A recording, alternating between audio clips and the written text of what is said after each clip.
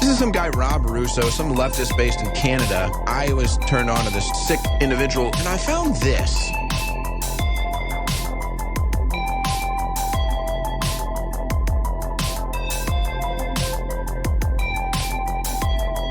Two, check. Hello. Two. What's up, Lucid? Thanks for the raid. I really appreciate that, Lucid. Thank you very much for the raid. I hope the Lucid Fox stream was a banger today, as usual. I hope it was excellent.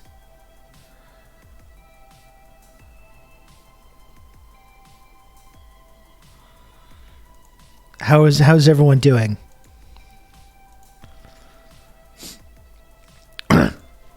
Where is Canada on a TikTok ban? Well, I imagine if America successfully does pass this bill, it just passed in the House, we'll see if it actually ends up getting signed. I can't imagine that Canada wouldn't be close behind on that. Once we get the call coming in from the U.S. State Department to tell us what our political position should be.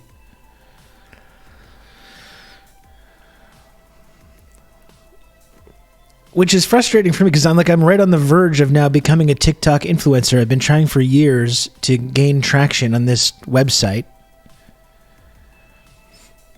I've been trying for years to gain traction and become a TikTok influencer. And right when it's in my grasp, this is when it gets taken away. In fact, this is why the ban's probably happening. They see that I'm starting to gain ground on there, and they know that's too dangerous.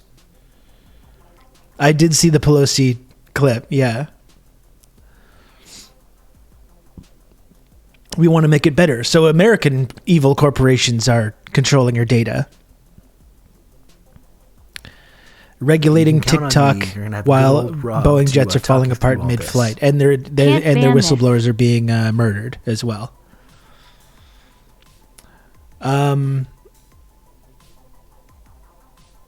Pinot Noir Superstar, thanks for the 17 months. I appreciate it. You become too powerful. Your swag too different. Your smoke too tough. This is why they got to get rid of this platform now. Well, and that's the whole thing, too. They're trying to frame it as like, oh, we're just trying to make it better by getting ByteDance to disinvest from it. But, like, they're not going to. They're not disinvesting from TikTok. That is not going to happen, so...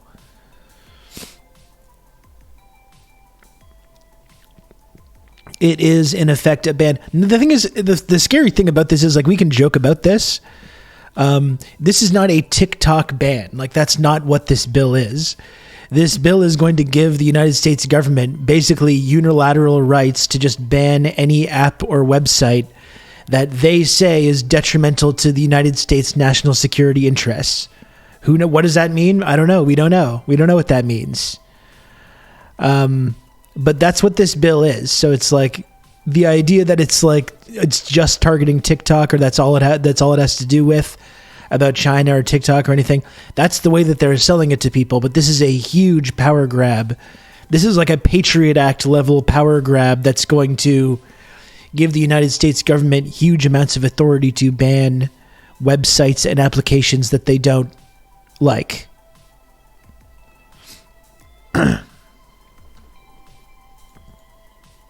They better leave X alone. Well, they've already got one of their assets running the website, so along with all these national security people and Israel lobbyists.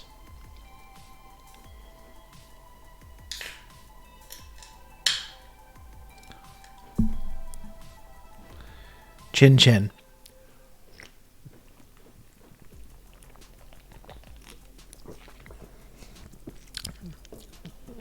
Are we talking a region-wide block because I can't see them stopping browsers? I think it's banning it from the app stores. Getting it out of the app stores. Who knows if it'll pass? I mean, it's going to be a disaster if it does, honestly. Trying to force the sale of TikTok to an American company. It is insane, right, Sam? Like, it's insane. They've developed this really popular social media app, and the government's just saying, like, no, Sell that to an American company.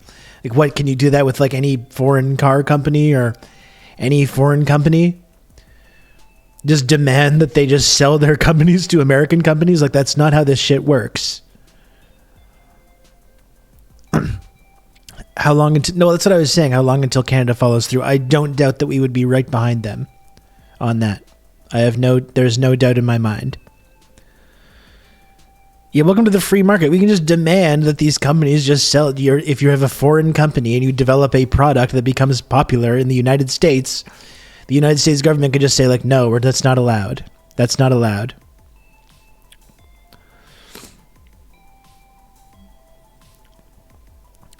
I'm sure it will, and then Brandon will do some weird presser to sign it or do a pocket veto. But he said that he'll sign it. He said specifically that he would sign it. And it's like Democrats pushing the bill.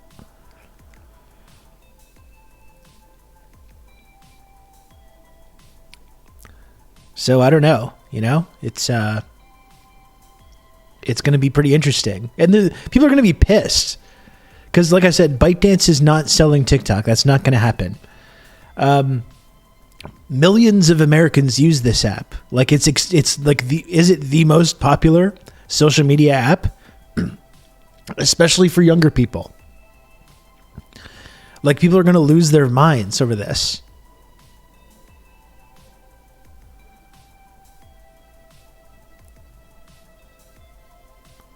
Yeah, Dem's really making the case for younger people to vote for them. Exactly. We're doing genocide.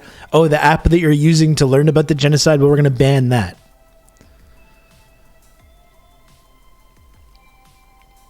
Let's ban fucking gooning as well while we're at it. Let's just ban gooning as well if we really want to get the triumvirate.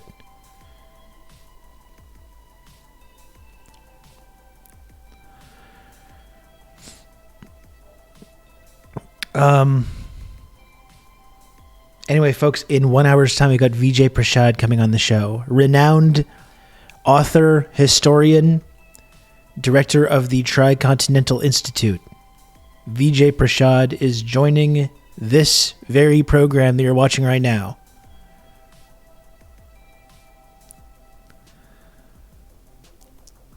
In 1 hour's time. My close personal friend, Marina, I can't make any guarantees. Can you not talk about gooning in front of my mom? I can't make any promises about that. It's become a daily subject of discussion now.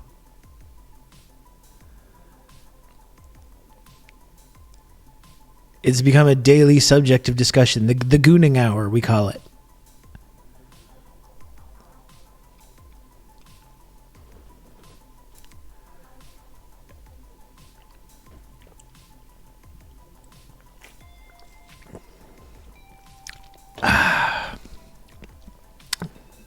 Goon you later. Should be more than an hour. That's right. It should be like 12.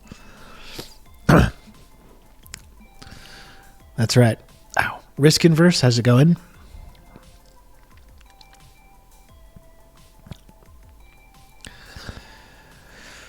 Oh boy.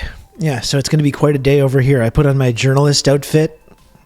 I didn't really clean up all that much. I got to say, I wanted to do more. I wanted to clean up a little more. Honestly, I'm pretty depressed right now. Let's just call it what it is. Let's just call it what it is. Let's just like speak. Let's get this out there. I was totally useless this morning. I did put on my journalist outfit though. I got jeans. I got my journalist jeans on and a collared shirt. So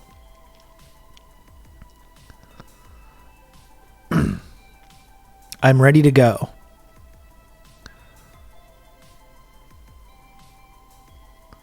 I'm ready to do this. I took a couple of notes. And I was just in a meeting prior to getting started here. You look very spiffy. Thank you. Thank you, Mistress of Insanity.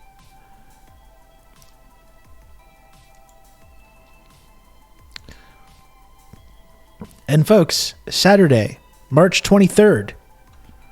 That's next weekend. Look, I don't even know if I'm allowed to show this to you. I don't even know if I'm allowed, but you know what? Fuck it. I think it is launching. Hold on.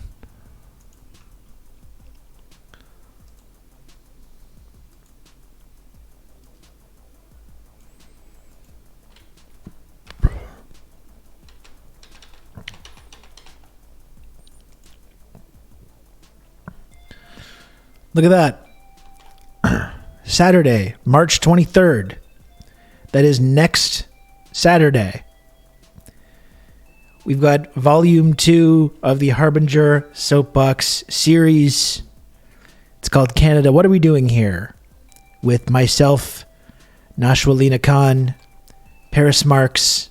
It's another live event next weekend. Please, if you are in the Montreal area, if you're in Montreal or nearby, or you can get here, please do try and make it out on Saturday, March 23rd, 8 p.m. to midnight. It's another night of political and media criticism. It's going to be really fun. The last one was really fun. We want to make this one even bigger and better. So if you can make it, please do.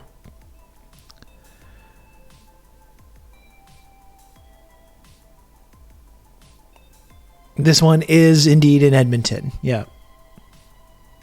Edmonton, Quebec.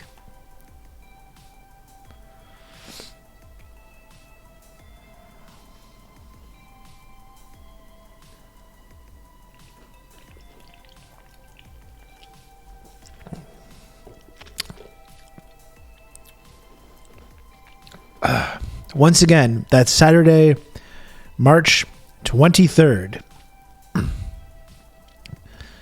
The Harbinger Soapbox Series, Volume 2.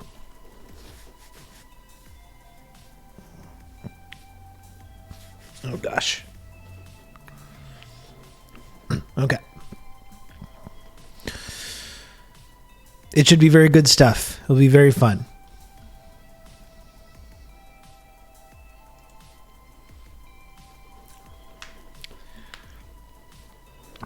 And remember, I will let you know, folks, we got VIJAY PRASHAD coming on in 55 minutes' time.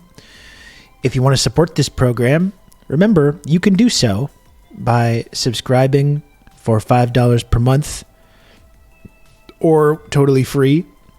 If you have an Amazon Prime account, you can subscribe, gift subs or bits or tips, whatever it is, if you can. Every little bit helps. I've been trying to make sure I meet the sub goal every day this week to kind of get back to where I was prior to having to take some time off for childcare stuff and some other stuff I had going on.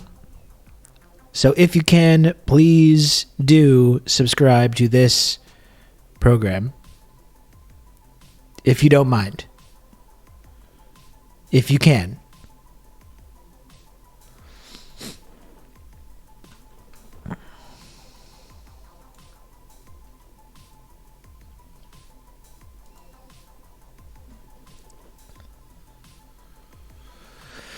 Okay, so what else is there? Is there any other chit chat? Is there any other chit chat we need to get through?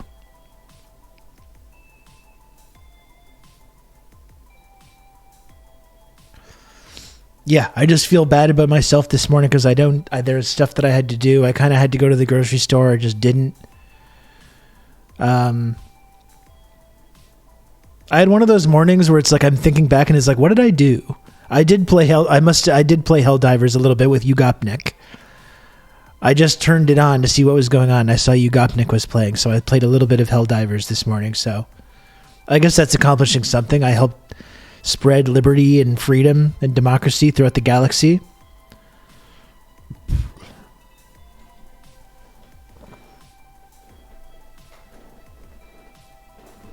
Where's my phone? I'm going to need that. One sec.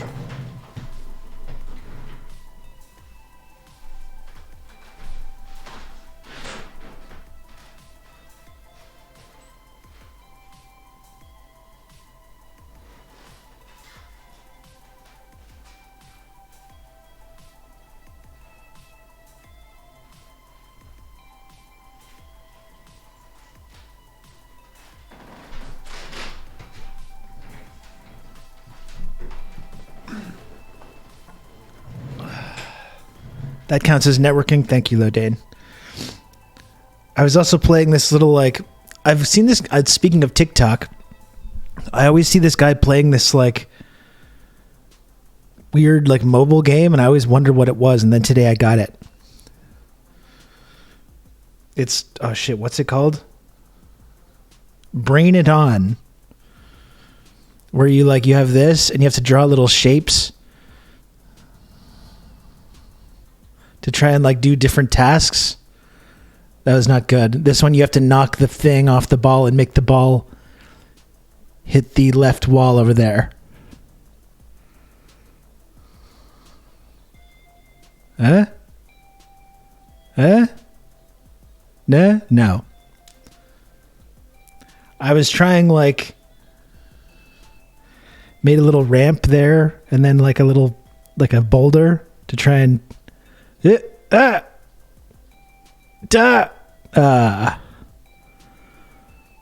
No.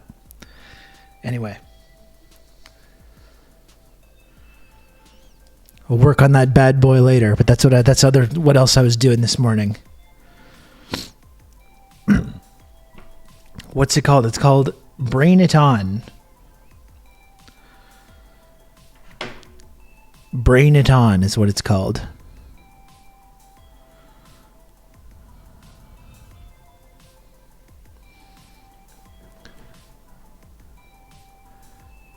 A real gamer's game. That's right. Chad, be honest. Do I look okay? I'm not just trying to fish for compliments. So I took a bath last night. I don't often take baths, but I had this, like, pain. I have pain in my neck and my back because I fell the other day.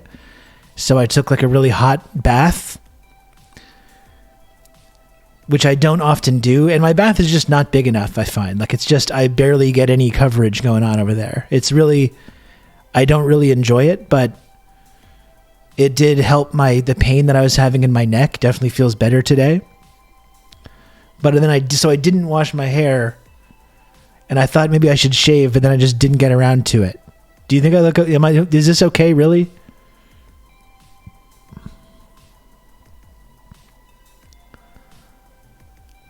Bad Back Bath Gang.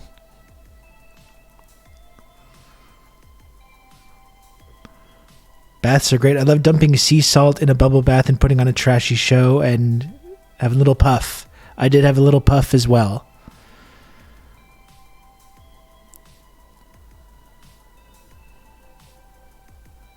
Loden says I need to button one more button. I don't know about that.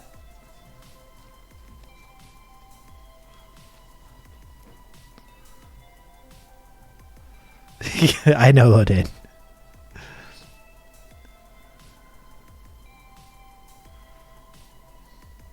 Okay, this one actually doesn't stay buttoned, though.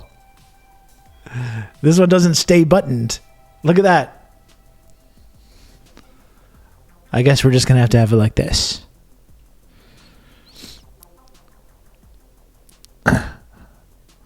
Full chest hair. That's right, except I don't have any. That's the main thing, though, with that. I literally have nothing going on there. Look. Look at that. Nothing. Well, too bad we're not changing anything. The thing is, I would button it up, but it's really, look, this is like the buttonhole is like, it's all stretched out. Look at that. I can put a whole, look at this.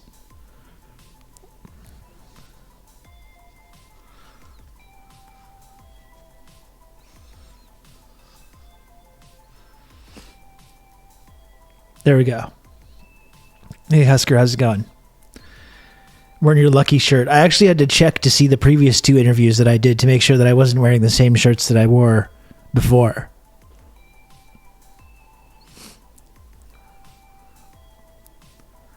This is a new one.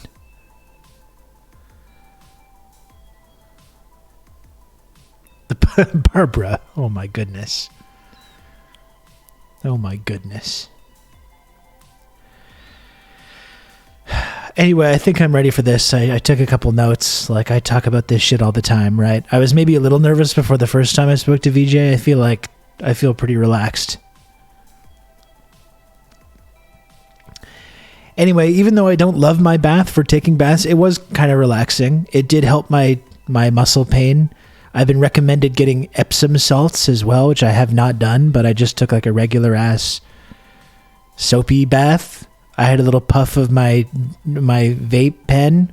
I watched an episode of MASH. It was actually I've been like not watching MASH for a couple months because I've been on other stuff.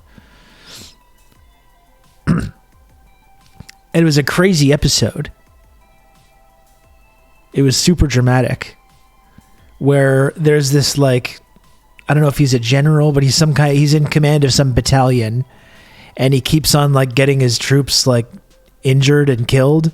He's obsessed with taking some hill, and just like the guy comes to visit all his guys that are in the MASH unit to like, you know, say encouraging things to them. And Hawkeye's like, what are you doing here? Fuck you. Get out of here. You did this. This is your fault. This is your fault. Like, why do you keep doing this? You're a psycho. And then the guy is trying to get permission to do one final mission to take this hill. And they know it's going to get even more people killed. And Hawkeye and BJ drug the guy. But the guy says like, oh, my stomach. And then Hawkeye's like, oh, you need an appendectomy. Even though his appendix is totally healthy. And then him and BJ have this like crazy argument where he's just like, you can't just like mutilate somebody. You can't just mutilate somebody. You can just take out someone's healthy appendix. That's the opposite of what being a doctor is. And Hawkeye's like, no, fuck you. I'm taking out his appendix. I don't care. He's like, I'm saving hundreds of people by taking out this guy's appendix when he doesn't need to.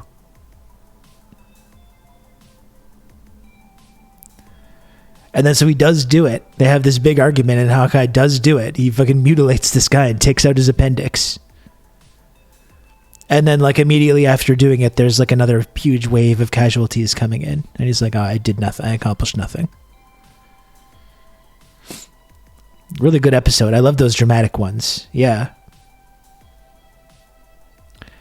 There is a point in the MASH series where the serious bits are more prevalent than the comedy bits. Yeah, this one kind of starts off jokier, and then it turns very serious.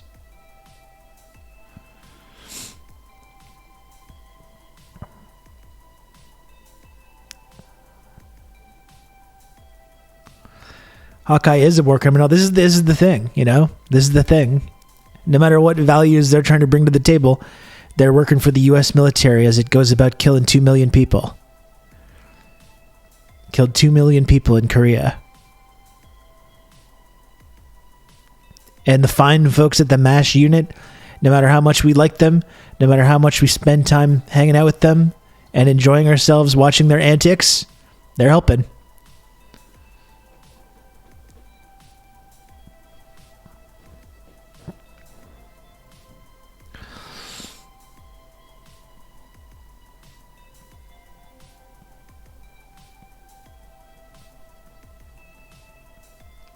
Yeah, no, it is interesting as well because early 70s it came out, so it's really about Vietnam, but like Korea was like the lens through which they did that though, yeah. The Adam's Ribs episode, I don't know if I've seen that one, or if I have, maybe I missed it, I'm not sure.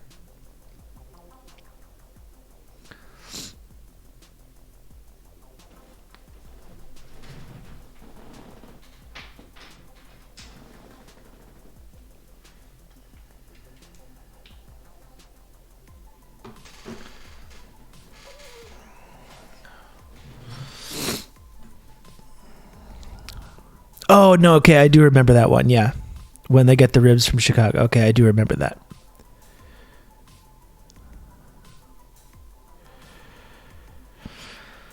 Oh. Yeah, I might get back into it. For a long time, it was my go-to, like, evening TV. MASH.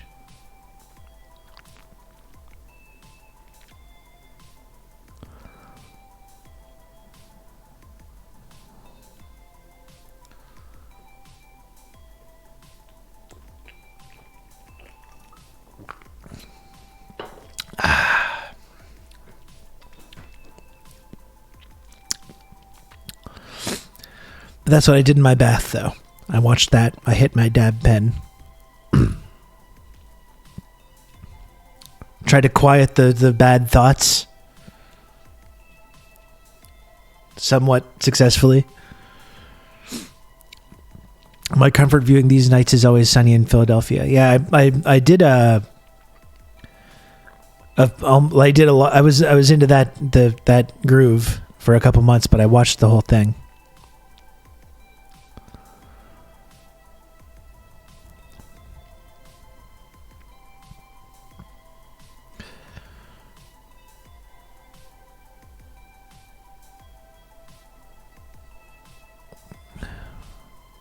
Oh, and that's interesting about Radar. Do you mean like the actor or the character? Perhaps your vape pen manufacturer would like to sponsor the stream. You should just wear like a vape gas mask. What if I just did the stream like that? Just having a constant stream of vape clouds. And I could just become increasingly incoherent. I could just become increasingly incoherent throughout the stream. I would green out very quickly. Yeah, I would last about 2 minutes probably.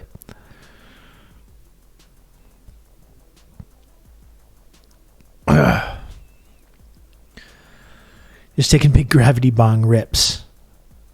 I should just pivot to becoming like a full-time weed connoisseur guy. Streamer. Just talk about gooning and that.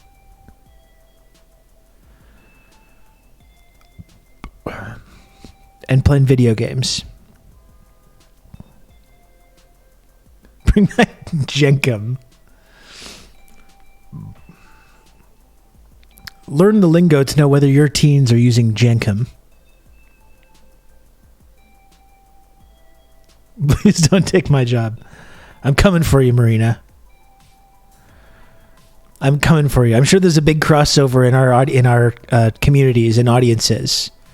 They're going to see that I'm getting into that kind of work, and they're going to be like, okay, I'm switching sides. I'm switching teams.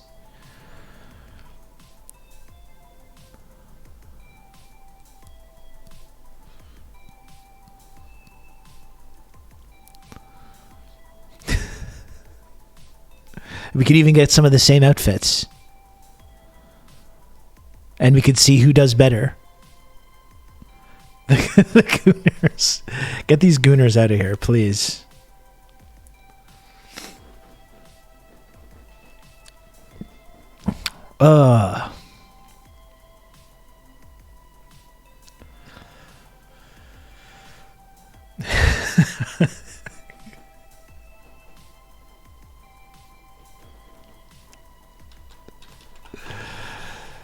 Oh boy. Oh boy.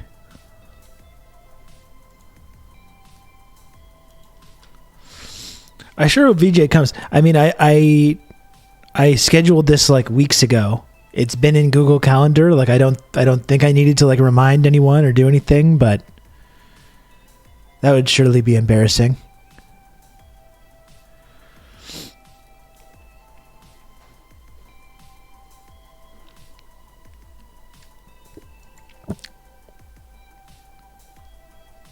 Well, I touched base with his team like 2 weeks ago, Lodane, and we scheduled the thing, all good, put it in the calendar, put the link in the calendar and everything. So, should be okay.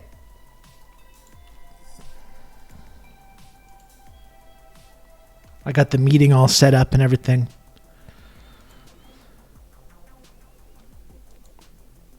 I'm not going to do what everyone thinks I'm going to do, okay? And freak out, man. It's going to be okay.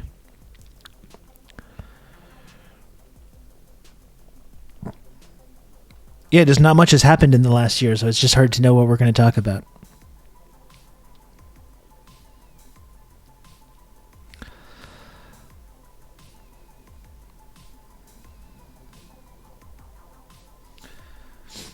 We didn't send him any like gifts or anything last night. I remember the first time we were sending him all the memes and stuff, and he was losing it.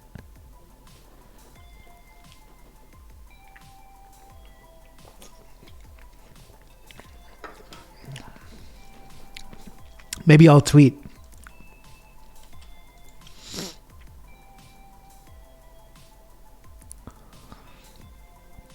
Nothing at all has happened. Nothing has happened.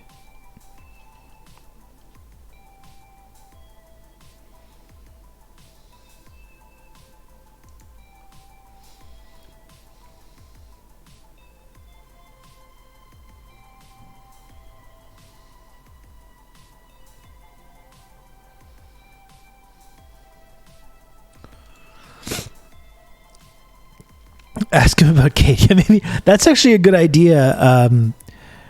Lioness, that could be a good icebreaker to ask about the Kate conspiracy. That could be a good way to just get us rolling. I heard Barbie Barn is shutting down too. That's so sad. I haven't been to Barbie Barn in years. That's an institution. That's a Montreal institution. I've been going there since I was a little kid with my dad to Barbie Barn.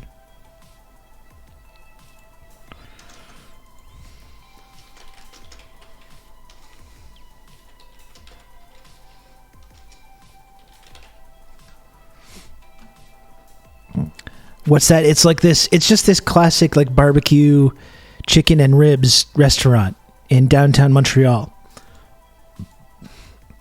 with a lot of like wood paneling and it's just this like time capsule right out of the late 70s basically.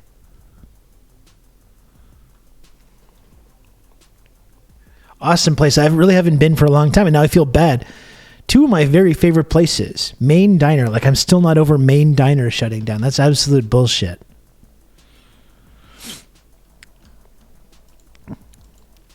All these Montreal institutions are going away. Fucking sucks. It closed because of you.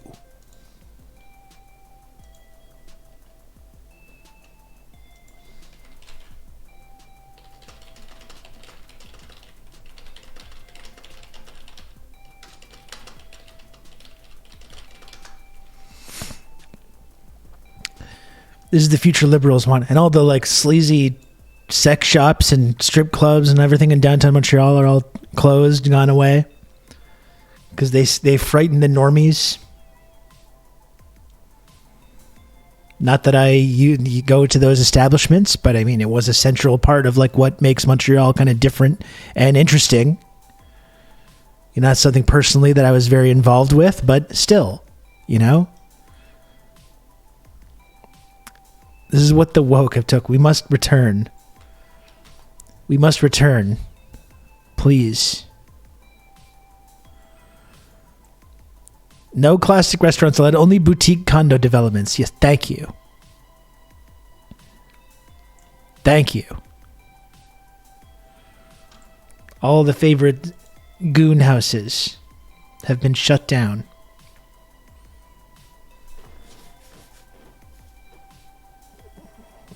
Ugh.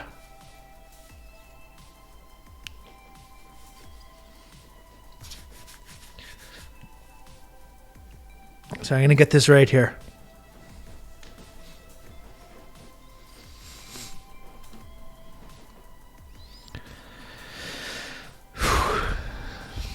You know what they say? Here today, goon tomorrow.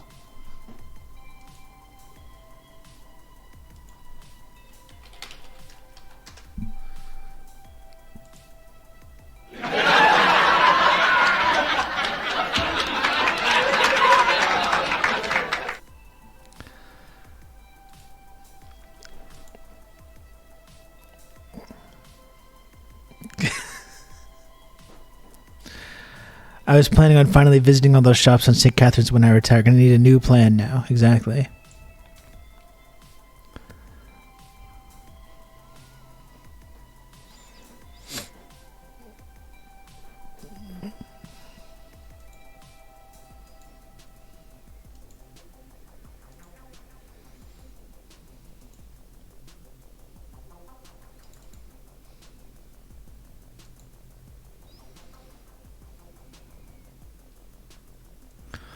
Got ready for Vice President Jesse Ventura. Did that get announced? I saw that there was like a story about RFK Jr. potentially looking at VP possibilities. Is it actually Jesse Ventura, though? I would be disappointed in Jesse. I would like to think Jesse Ventura would not take that position. I saw Aaron Rodgers was a possibility too, which is also hilarious.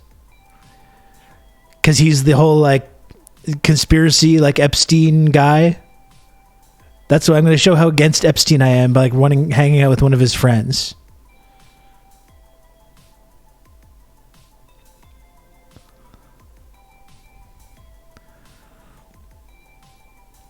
Jesse, no, it's not Jesse plus Trump. It's Jesse and RFK Jr.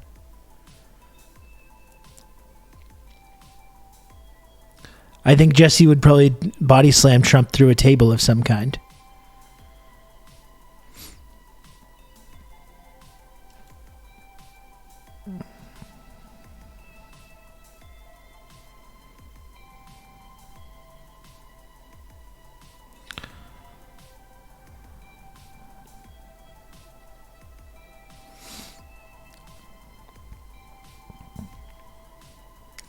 Trump and RFK Jr. would be funny. That would be a really funny outcome to that whole thing.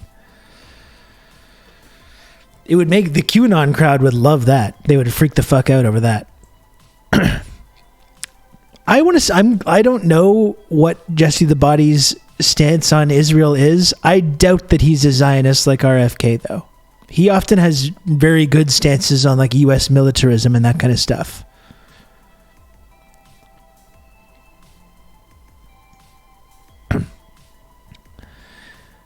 Thank you, Up the Reds.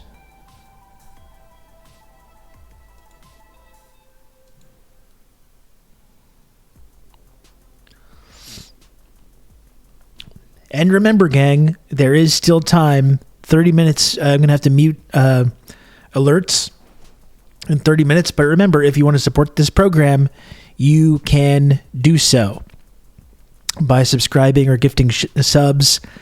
Help me make the little number go up so when VJ gets here, it's not he's like, who is it? What is this, amateur hour? Is this amateur hour over here? We don't want that, right? So if you can, please subscribe. Please support the work that I do. I really do try to put together informative and interesting and educational and funny streams for you all each and every day, and have fantastic guests like VIJAY Prashad. If you want to support that, please do subscribe. You can count on me. You're going to have good old Rob to talk you through all this. Making the silly little alerts now while I can. Thank you. It's the only way I can do this show is through the extreme generosity of people in the community. So thank you for subscribing. Thank you, Anon, for the gifted sub. Thank you, Doc Hollywood, as well, for the 29 months resub at Tier 2. Thank you, Doc. Appreciate that. You've just become an elite member of the Friendship Triangle. And Joe, thank you very much for the 5 gifted subs. There we go. Thank you so much, Joe. 110. Very, very much appreciated. Thank you for that. And yeah, Ventura did have beef with the American Sniper guy. He was completely like uncompromising in his view on this guy.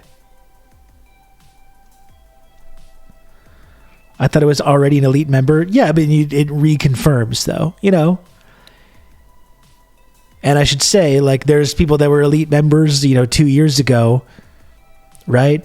Or 1 year ago that we don't see as much, and you got to make room. So when you don't continue engaging, of course, your elite tier privileges do start to dissipate over time.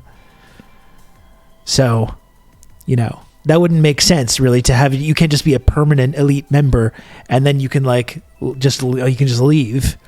You can't just leave and then be like, oh, I'm still an elite member. No, that's not how it works, unfortunately. That's not how this is going to work. But Joe, no problem now. Your hair looks amazing. Thank you, Gilf of Tonkin. I was a little anxious about the whole hair situation, so thank you folks for validating me.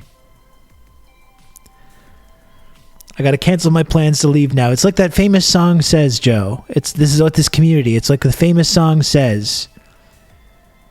You can check out anytime you like, but you could never leave.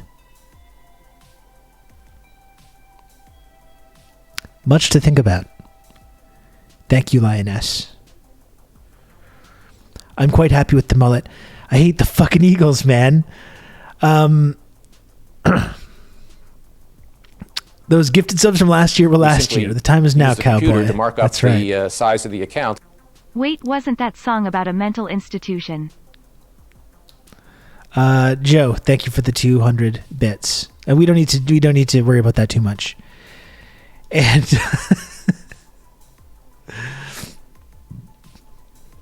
I am going to have to get my hair cut next week before this new live event, but I do think I'm going to, each time I get it cut, I'm going to go a little longer in the back and a little shorter in the front. I think every haircut, I'm getting a little more adventurous with this. This grew really fast, by the way. Fucking Quintana, that creep can roll. Yeah, but he's a pervert, dude. This grew really fast. It was like January 17th that I got it cut last. Like, it's like not even 2 months.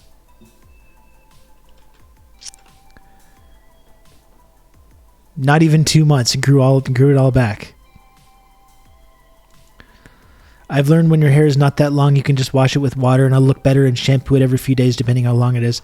Oh, I'm on the no shampoo train for a while now. I've been an evangelist for this for a while. I'm a rare shampooer. Get more business, but keep the party. This is long, though. Like, look at this. Because it gets curly. Look at this. Like, that's... I can't... You know. I'm going to have to trim it out. It could be longer. Oh, my gosh. Oh, my gosh. This is outrageous.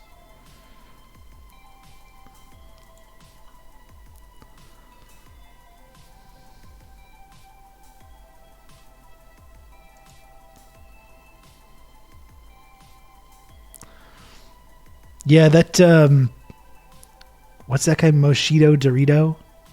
His mullet was pretty good in that one.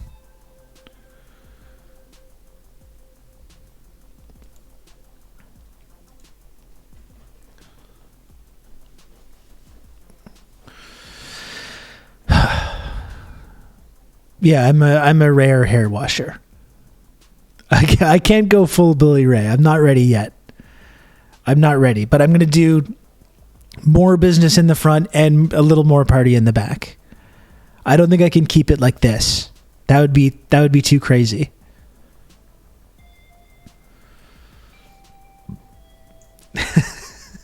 Such a bad influence. Such a bad influence on my mullet. Or good, I guess, depending on how you look at it.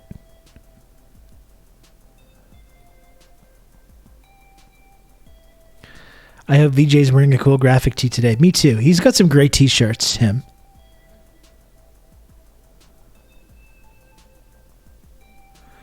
I think it's more My Love era McCartney. It is very early, like 80s McCartney, absolutely. It really is. That was one of my inspirations in getting this cut in the first place.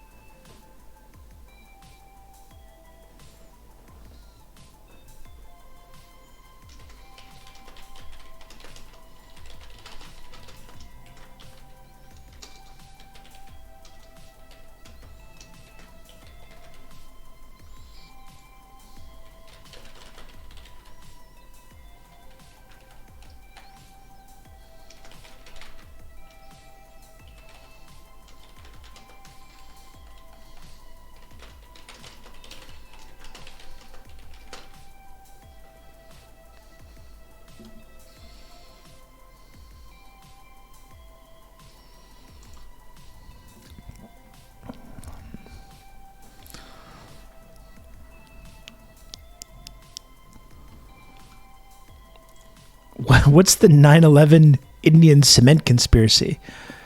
Oh, I did see the like the commercial for the cement company. Is that what you're talking about?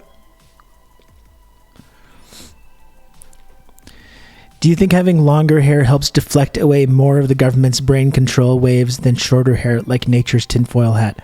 I'm going to go ahead and say yes. I'm going to go ahead and say yes, it does.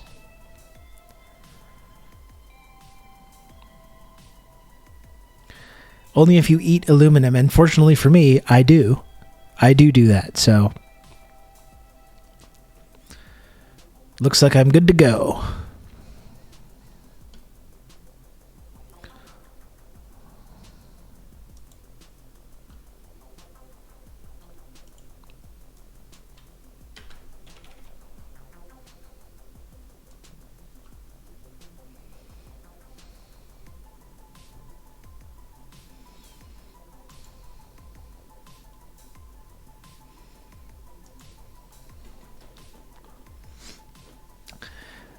Did we get a back update? Feeling a little bit better, Sean. I said I took a bath last night, which I don't often do. I took a bath. That kind of helped with my muscle soreness. Because like I said, my back has been a little bit messed up, but it was the real pain was here, like right here in my neck. Because I like wrenched my neck when I fell down, so that really helped.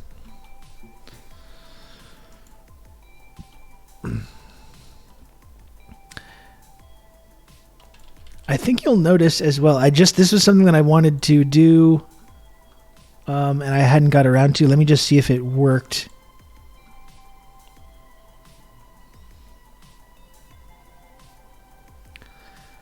Yeah, I did just. So I've never had like a total sub goal. I have the daily sub goal, obviously. I just did add an actual sub goal on my channel, like overall, that I guess people can see that progress. I very, very briefly, for I think one day, touched 1,000 a couple months ago, and that was amazing. That was a huge accomplishment. But it was like my fingers just glanced off the 1,000, and then I started tumbling back down. But I just added that onto the actual page, like an overall sub goal as well. Just FYI. Have you considered Dom goals? Oh boy. Oh my.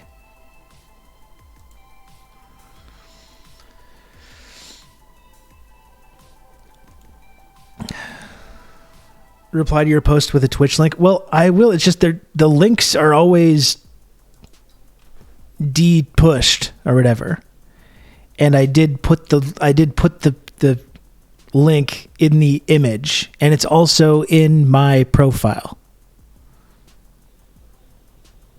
Maybe when we're getting started, I can do that though to bump it up a little bit. Hello, Dick Penderin. What's up?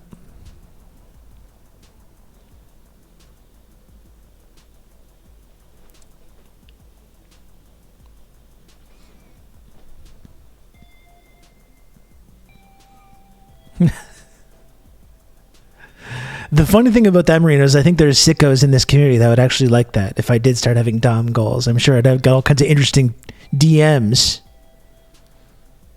from some of the fine people in this community if that was a goal.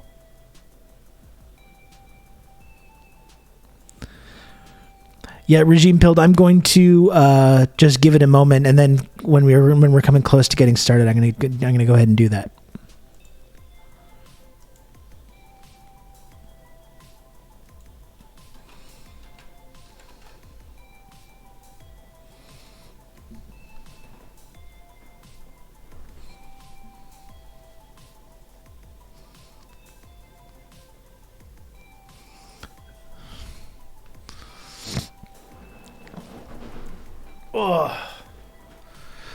Oh, so much to discuss today. So much to discuss.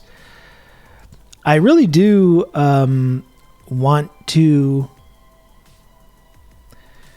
There was that Al Jazeera piece about all the lies of October 7th and beyond Has anyone seen that, like, actually in the wild? All I saw was on Tuesday, it's launching today. Or Monday said it was launching today, and then I haven't seen it since then.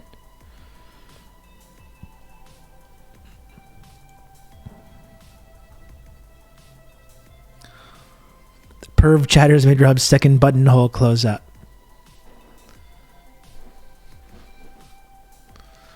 I don't know. I like the open button.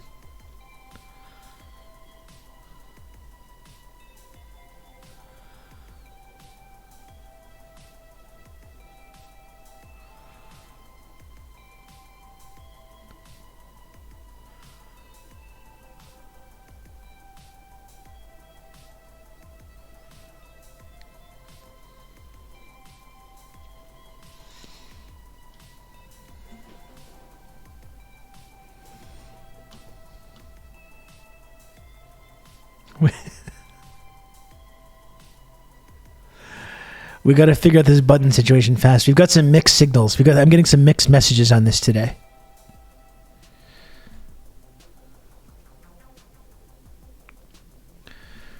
We're going to see how it goes.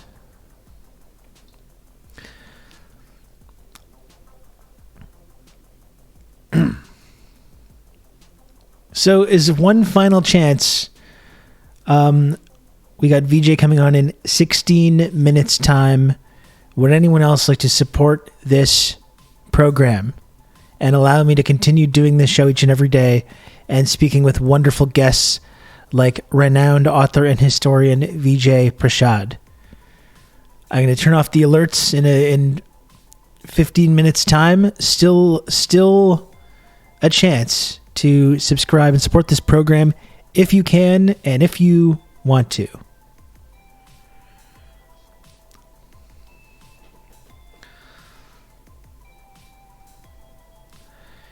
Can we submit questions? Well, the thing is, Joe, I can't, there's a lot to get into, and I can't, like, promise that there's going to be time to get into any chat questions.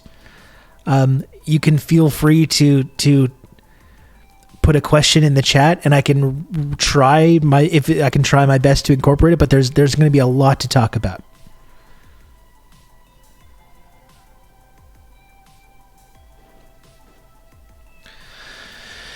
Yeah, St. Ludus, that's not something I would really want to bring up. I mean, I doubt that he's like through all this. looking that much into who he's speaking to in these like interview requests. Pete Cicada, thanks for 15 months tier 1. I appreciate that a lot. And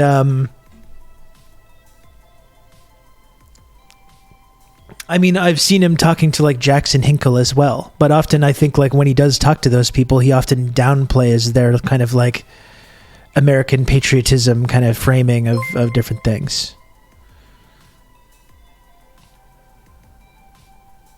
Admiral Praxis, thanks for the 420. 420, that's the weed number. That is the weed number.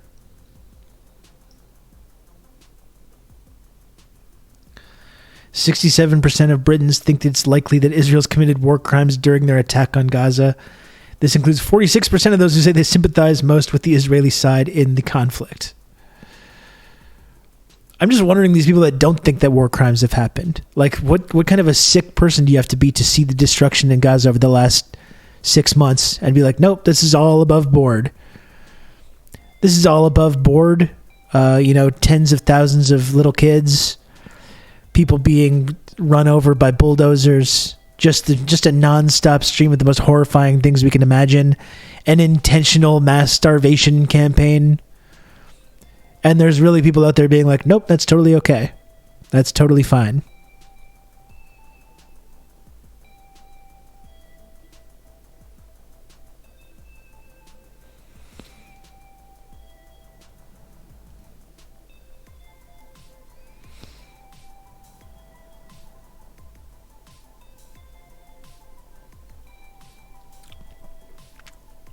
They are a loathsome people. It's true.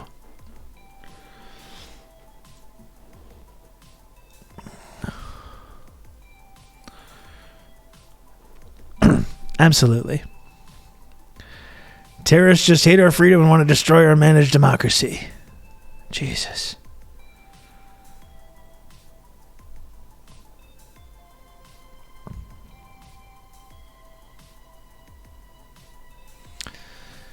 A tale as old as time.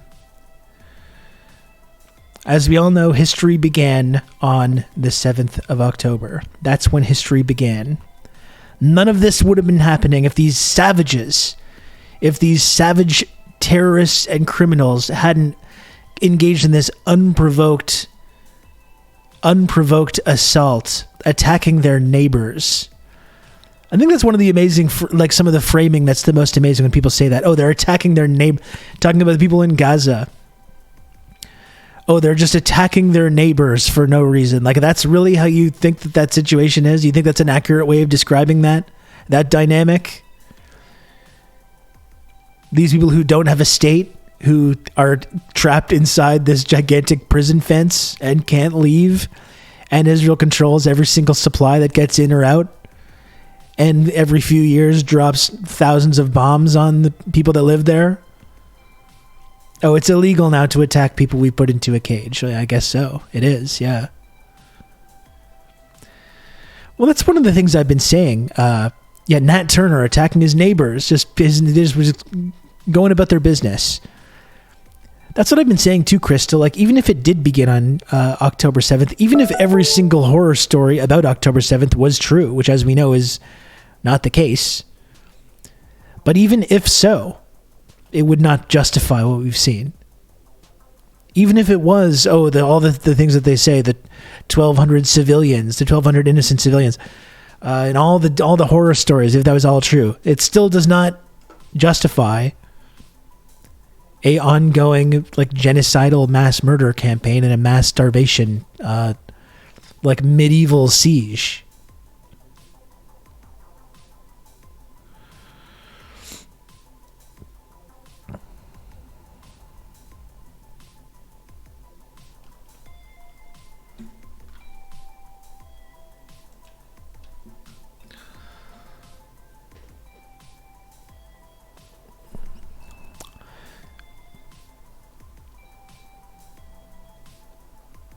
I was trying to figure out where the chime sound come from. I think that's from my calendar, from the thing starting in a couple minutes. So I got the calendar notification.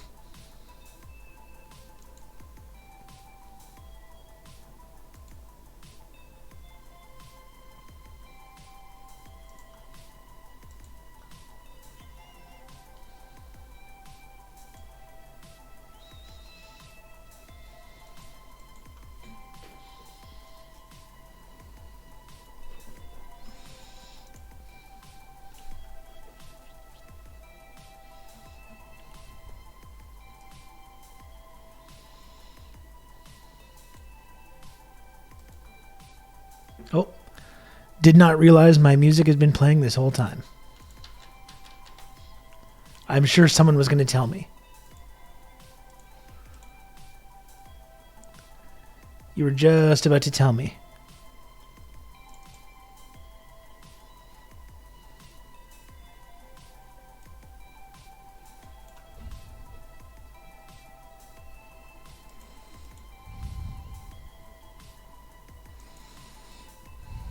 Of course it was intentional.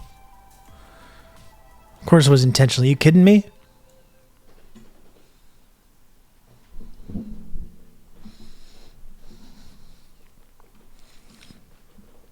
You freaking kidding me?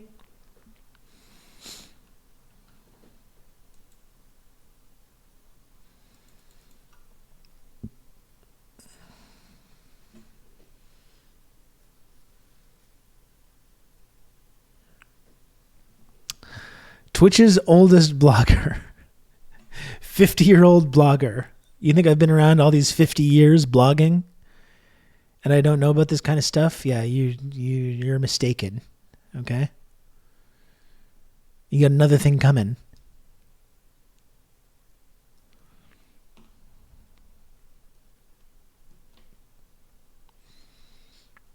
I literally invented blogging.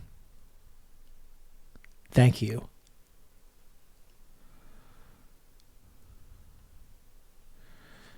Absolutely.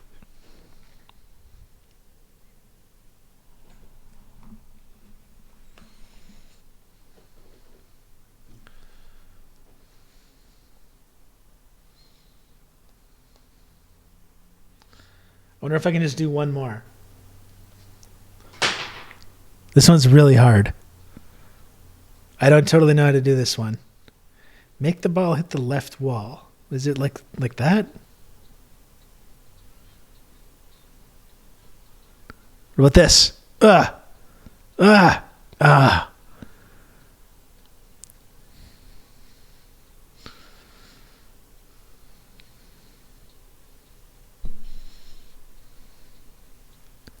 And slide over. Gah! Gah! No.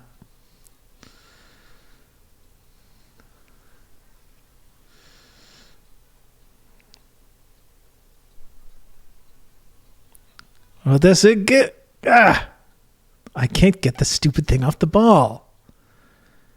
No, I know that I have to knock over the square, but I don't know how.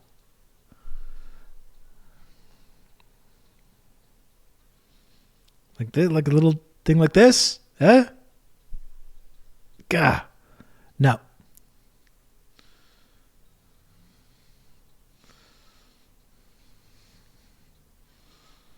Huh?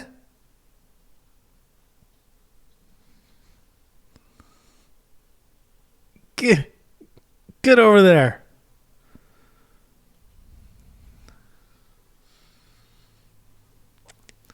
Tip it from the other side so the square's leg hits the ball. Oh, man. No, that's not going to work. I don't know what I was doing there. Oh. Maybe this is it. I just need more, like, gravity here. What about this? Oh. Good. Ah. Okay, what about this, though? What about this? Huh? No.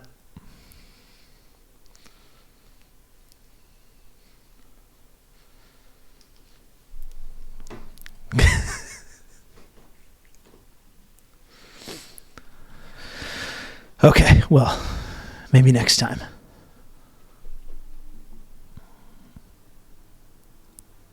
Okay, I am turning off the alerts.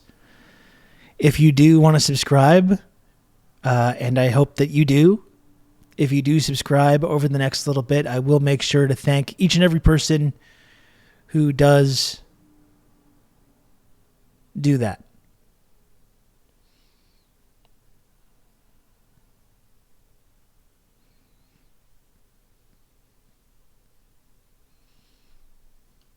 I wonder if I should tell VJ that I took his clip from one of these interviews and used it to monetize my channel.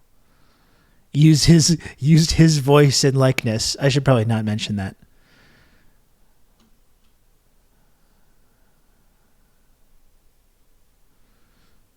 He's gonna do that and go. Yeah, the VJ alert while he speaks, exactly. We don't want that. I'm using his IP. He can use one of my clips in any of the work that he does. I mean, I think that would be a fair exchange.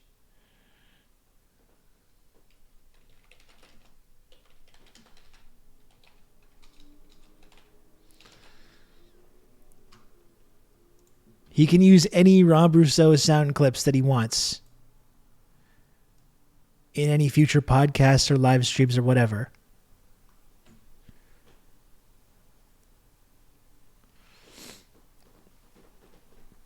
He would probably say, wow, Rob, seriously? Wow.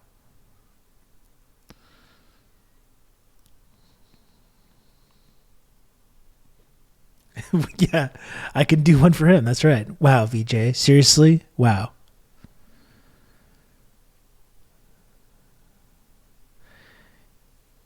You gonna get him to stream? Well, I think he already does like podcasts, like YouTube kind of streams.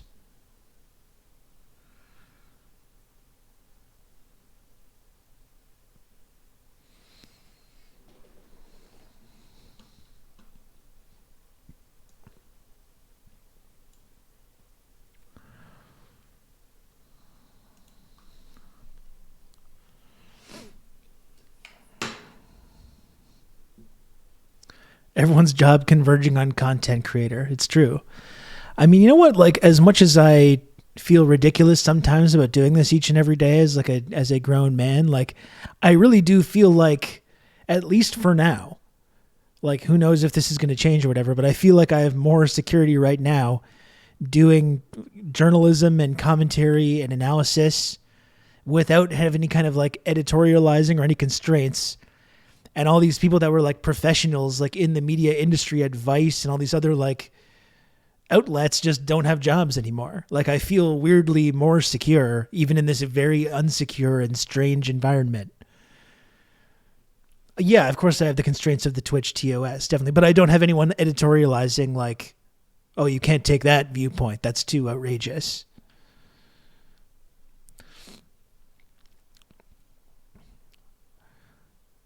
You know, that's one reason that I've been happy I've been putting in the work on here over the last couple years.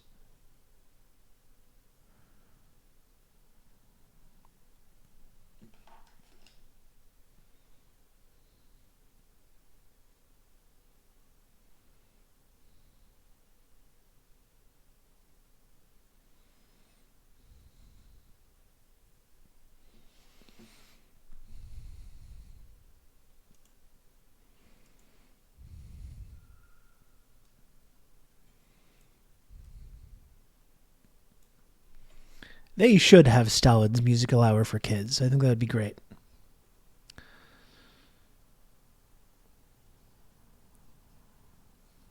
I think that would be fantastic.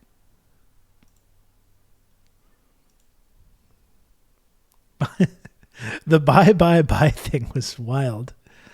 That's a technical glitch that I could never recreate it like intentionally in a million years. Like, that was like from a previous conversation of his. I don't even know what was going on with that. Does he like the Fortnite Greek myth arc? I haven't even logged into this new season. I might be done in Fortnite because I'm so Helldiver pilled. I've not been playing Fortnite at all. I haven't even seen any of this new season. Okay, folks, we've got friend of the stream and my personal friend VIJAY PRASHAD joining us right now. Let him in. Please, everyone be normal. Everyone act normal.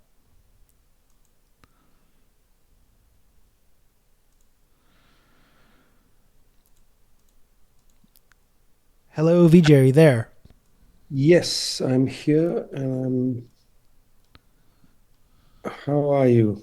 I'm doing very well. How are you doing? Good. I'm just gonna try to fix my thing. Take your time. What time are we gonna start now?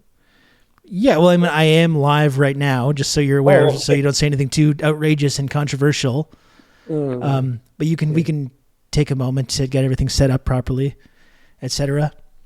Yeah. No, I'm just, as usual, because this happens to me every time. I struggle a little with my headphones, but Yeah, that's nothing to okay. do with you. Have you been listening to anything on those headphones lately? I saw on Twitter you mentioned you were getting back into Asia, the classic Steely Dan album. Have you been listening to that? It's interesting, but because I really, I like some of that kind of music, partly because I know they're both, what's his name, Donald Fagen and the other guy. Yeah, They're super good Walter guitar. Becker. I like to pick up my guitar and play along and see how I do. Yeah. So I can't play along with that kind of stuff. It's too complicated. It's too complex. it is I don't have the complex. chops. No, nor do I, but I enjoy fooling around. And yeah, super enjoy fooling around. Yeah, Um, well, same. with it, yeah, no. Listen, I don't even want to pretend that I know what I'm doing. So I can't even get my headphones to work. Come on, man. Uh, you know, yeah, okay. I got to stop thinking about this. So how are things with you? Well, things are going okay, VJ. Thanks for asking. this is interesting because this is now the third time we've spoken, and each conversation has been separated by around a year's time. So it's been kind of fascinating too. A lot has happened in those 2 years. So it's gonna be interesting to catch up with you based on everything that's changed since the last time we spoke. I guess to start off, the most important news story right now that I wanted to see if you could weigh in on was the Kate Middleton situation. Are you following this? Are you following this conspiracy with the royal family? And do you care at all what happens with the royal family? Conspiracy. What does one even say, man? I mean, they are having a tough year. I mean, there's this poor guy, Charles, has waited his whole life to be king. Yeah. Can you hear me okay? Yes, although your mic just seems to have switched now. Yeah, it did switch. I hope it's not terrible. Is it much worse? It's different. I think in Zoom you can switch the mic to the one you had previously, I believe, but I don't want to mess it up too much. Yeah, okay. No, I want to keep it on this because my thing... Anyway. Okay, that's fine. I have an old computer. Yeah. Prince Charles, now King Charles, waited his whole life. His mother kept living on and on and on. And then she dies, he becomes king, and then cancer. On top of the fact that, his whole family is falling apart because his sons don't get along. Blah, blah, blah, blah, blah. And then the Kate Middleton photograph scandal. I mean, it's a gift that keeps on giving. I know there's illness here. So one shouldn't be too flippant. People are sick perhaps and XYZ. But man, that particular family, television shows have been made of it. And people have made a lot of money on them. Now, they've also made a lot of money on the British taxpayer and the British Empire. So my tears are not all that liquid. But this is a strange story. It has a lot to do with the culture that we live in, the culture of public relations, managing expectations, controlling the storyline, what's sometimes called spin. A lot of this is about management of image and so on. And I don't think Kate Middleton or the British, family of the Windsors, they're not alone in this, right? This is really a problem of you're Canadian, right? That's right. And your prime minister has twice run into a certain PR problem. Once he was schooled like a little boy by Xi Jinping. And then after Xi Jinping turned his back on him, Justin Trudeau sort of was looking around going, where's my entourage? Yeah. And had to skulk off. Just kind of slunk away. Yeah, that was fantastic. Yeah, through stage rear, And then recently, and I don't know when this video footage was shot, he was in Putin's face and he touched Putin, and some Russian security guard, don't want to mess with them, started walking towards him, and you see Putin sort of lifting his hand in a gesture like, it's okay, I can take care of this. I can handle this I don't know guy. if you saw that, maybe it's an old video, but it recirculated. And, Justin Trudeau has really an image problem because, at least in the circles I roam in, his pretty boy face doesn't win him the kind of points it perhaps used to win when he was in boarding school or wherever, Yeah, man. I mean, managing image and brands and expectation and all that stuff, it's a feat. I feel for people who have to do all that. Yeah. Well, for me, it's just the whole Kate Middleton thing. It's been kind of, with all the serious news going on that we're all paying attention to and the nonstop horrors that we're seeing, it just felt like a little bit of a fun escapist exercise to speculate on what weird reasons this kind of stuff's going on, and looking at these little breadcrumbs and these kind of conspiracy clues, it's just been kind of an enjoyable little exercise. I mean, what's fun is how many brilliant people there are online. Metadata experts, people with strange online names talking about how the royal family just won't release the original picture so that metadata can be studied and so on. that's fascinating. Our culture is fascinating. Yeah. No end of something interesting going on, at some point. Yeah, man. I mean, uh, at each instance, there's an interesting thing happening. The United States, I mean, what an election. What a fascinating glance at the people that are back for, it's basically like Ali and Frazier. They're back, Yeah. the fight Round two. continues. Yeah, it's going to be, he's challenging him again. Who's the greatest? Who's the greatest?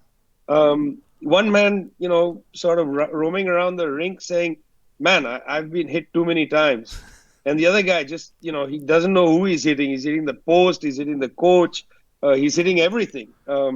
Both in a sense blinded by reality, right? Yeah. And we got the fate of the world in the balance, and the United States just can't seem to put up, a candidate that anybody can respect. Fear maybe, feel compassion for maybe, but respect, I don't think so. And I travel a lot. I was in Tunisia, I was in Ghana, and so on. And people just, it's half a tick away from just laughing in utter mockery. Like the country with the largest military in the world has a kind of buffoonish ability to put up terrible candidates for the highest office. And that it says a lot. As I say, our culture has, every day is a picnic for this kind of stuff. And of course, all of this is in the context of what's happening in Gaza, which is not funny at all. No. But simultaneous, these hilarities are taking place, and then there's this genocidal thing happening.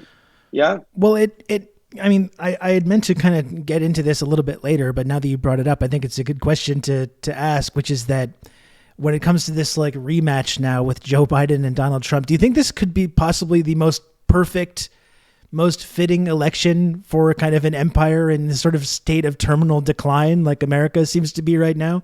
It really is indicative of a lot, really, isn't it? When you see these two heavyweights going head to head, and with the threat of American democracy apparently at stake.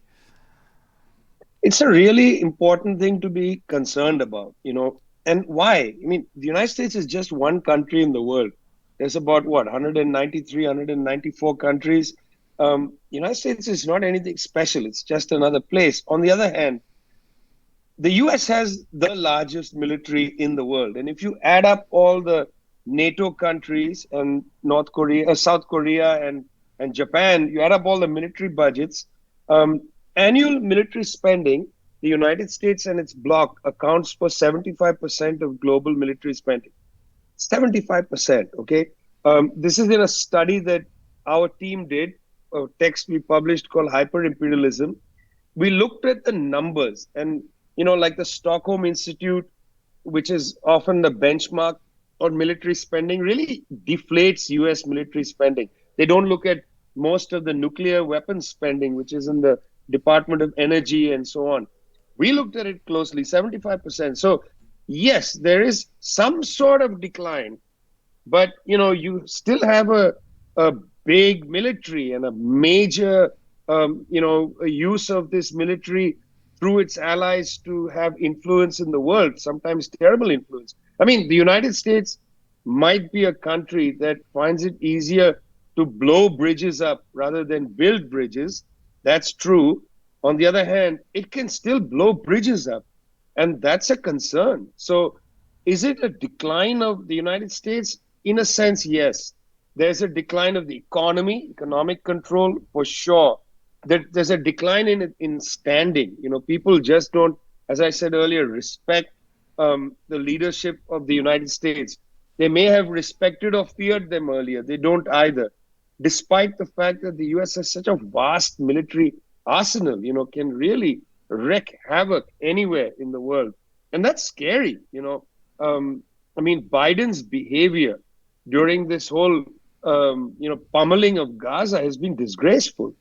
Continuing to rearm Israel right through it is a disgrace. I mean, the United Kingdom, another one of these countries with a pretense to democracy. I mean, hey, listen, we used to laugh and say it's the mother of all parliaments, Westminster. I used to laugh and say that. Now the laughter is not just, those of us who are critics of the British and the British Empire, but I mean, when the Scottish National Party put up a ceasefire resolution in the House of Commons, there was pandemonium. I don't know if you followed this, but the Speaker of the House tried to scuttle a vote on the Scottish National Party, vote, their bill, or not bill, their resolution for the House to vote on a ceasefire in Gaza. And because neither the Conservatives nor Labour wanted to go on the record, they tried to use the Speaker to scuttle it, and the Speaker lost his own sense of unbiasedness. Comical. That these people, they can't even come out directly and say something like, we need a ceasefire. But while they prevaricate on the question of ceasefire, they're arming the Israelis.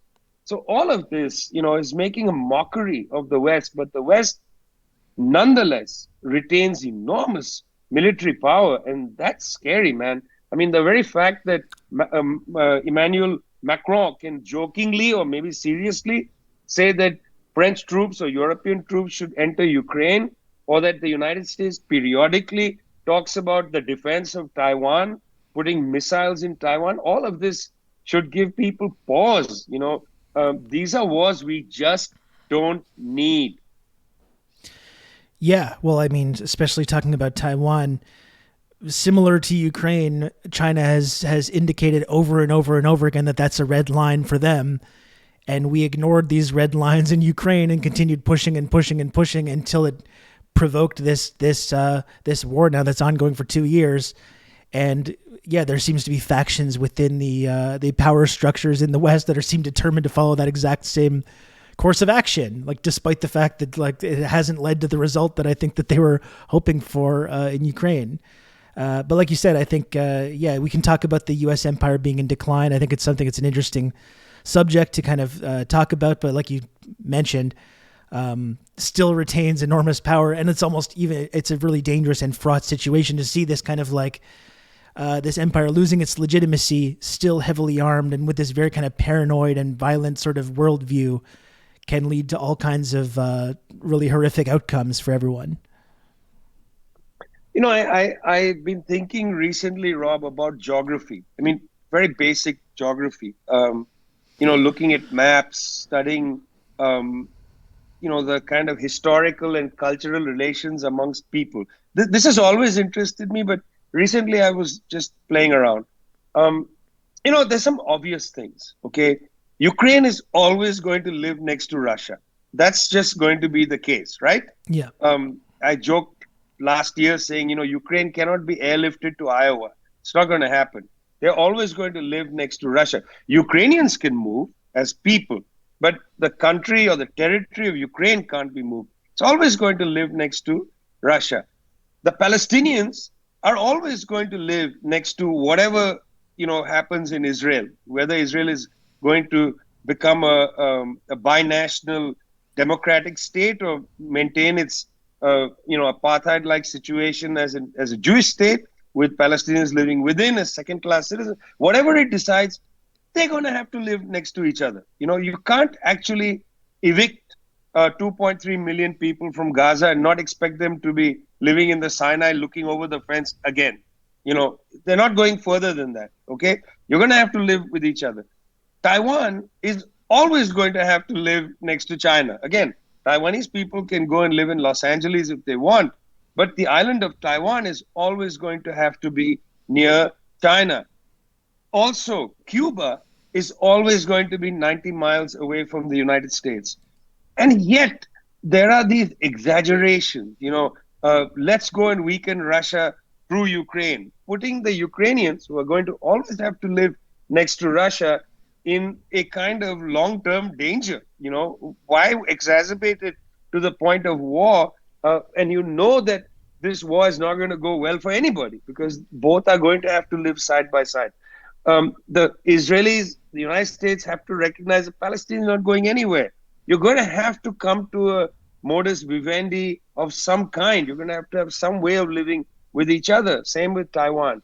And the interesting thing is, the warmongers, whether it's in NATO headquarters in Brussels or in Washington, D.C. at the Pentagon or the White House or wherever the hell they are in Tel Aviv, the warmongers don't seem to want to recognize this elementary fact that, any child should be able to recognize is that when you look at the map, you can't move these places. You can embargo Cuba as much as you want, but Cuba is going to live 90 miles away from the US, and you might as well have a decent human relationship between Washington and Havana, to constantly attempt to overthrow the government. And Havana is souring a relationship that need not be sour. You're going to have to live next to each other. And so, I mean, for whatever ideology and ideological standpoint people have, this idea of needing to live side by side is important. This summer in July, I'm going to release a book which I wrote with Noam Chomsky called On Cuba. It's a very slim book. And you'll find this part funny because it relates to Canada.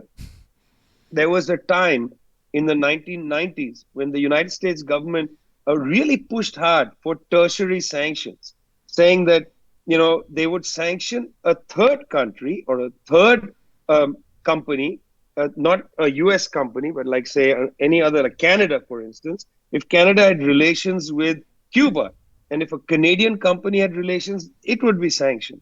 So in the Canadian Parliament, a jokester parliamentarian put up a bill talking about reparations for Canadians who had lost their properties when the United States, defeated Canada in whatever it is, 1812, or, and said that if these properties aren't returned, those who benefited from them will be sanctioned.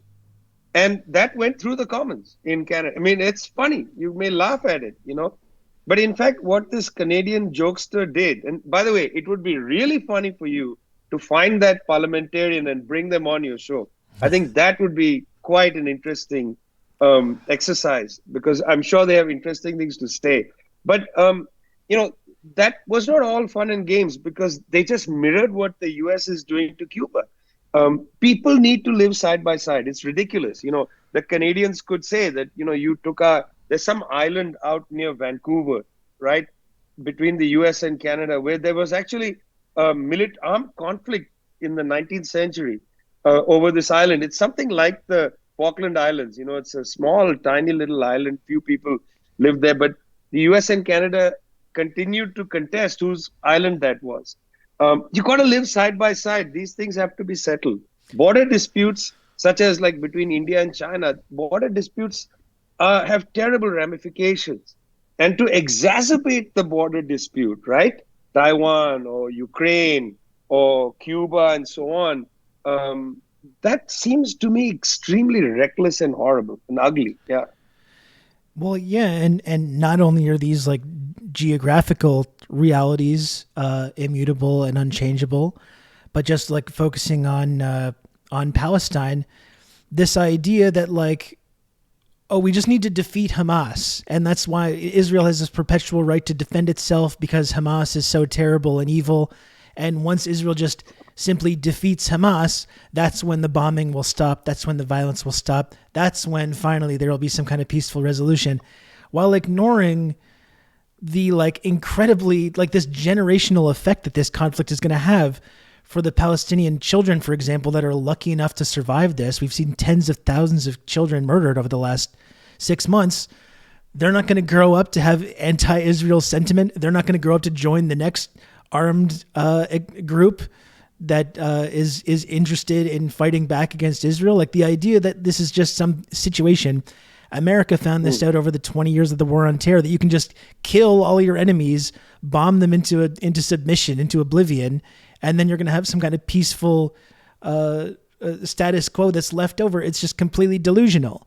I mean, if anything, Israel has ensured that for the next generation, there will continue to be Palestinians that are going to engage in armed struggle against the occupation. And I think anyone with a conscience that can look over at what's been happening would totally understand anyone that would make that decision.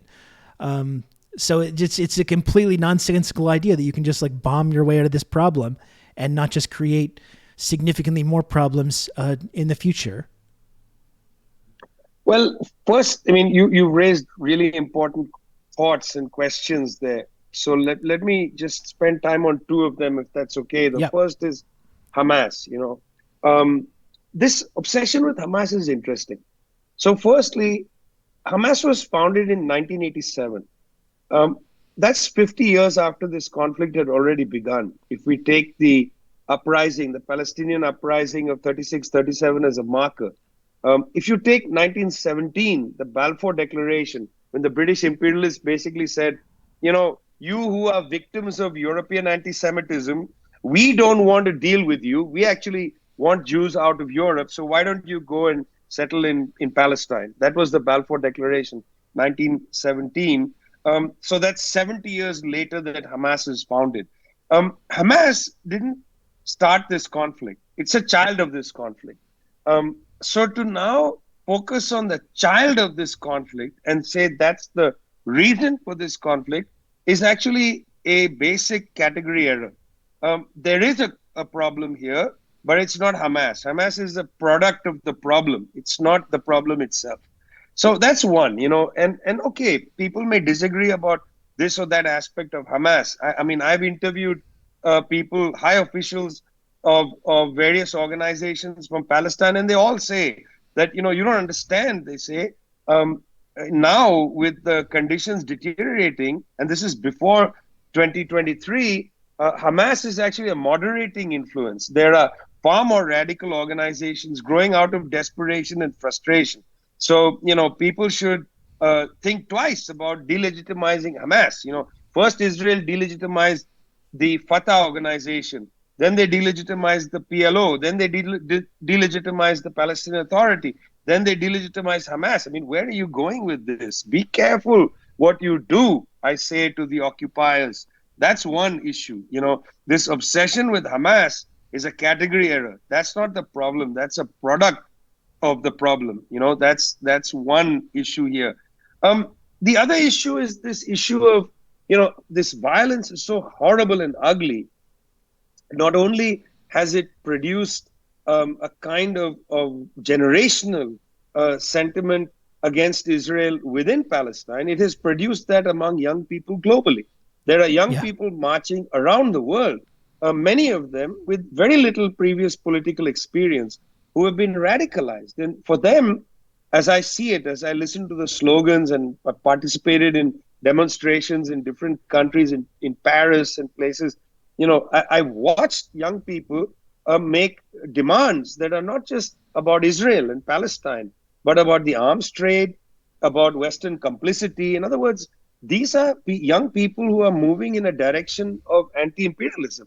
And so that's another generation, of young people in their 20s and so on, who are going to remember this forever, for the length of their life. I mean, this war is radicalizing a lot of people in the West. And I don't think this is properly understood. Like, take the United States again, New York City, the Palestinian Youth Movement, the People's Forum, and hundreds of other organizations sustained ceaseless demonstration at the New York Times building, in Times Square, marching down the street, shutting this down, shutting Brooklyn Bridge down, young people in Los Angeles shutting down the freeway at the port of San Francisco, small towns in Indiana, and so on. This is serious. Then a large number of people vote uncommitted in the Democratic primary in Michigan. Serious stuff. Many of them young people. I spoke at the rally in Washington, D.C. in November. I happened to be the last speaker, which has a great advantage to it because I got to listen to everybody. And also I could talk to people as they came off the stage.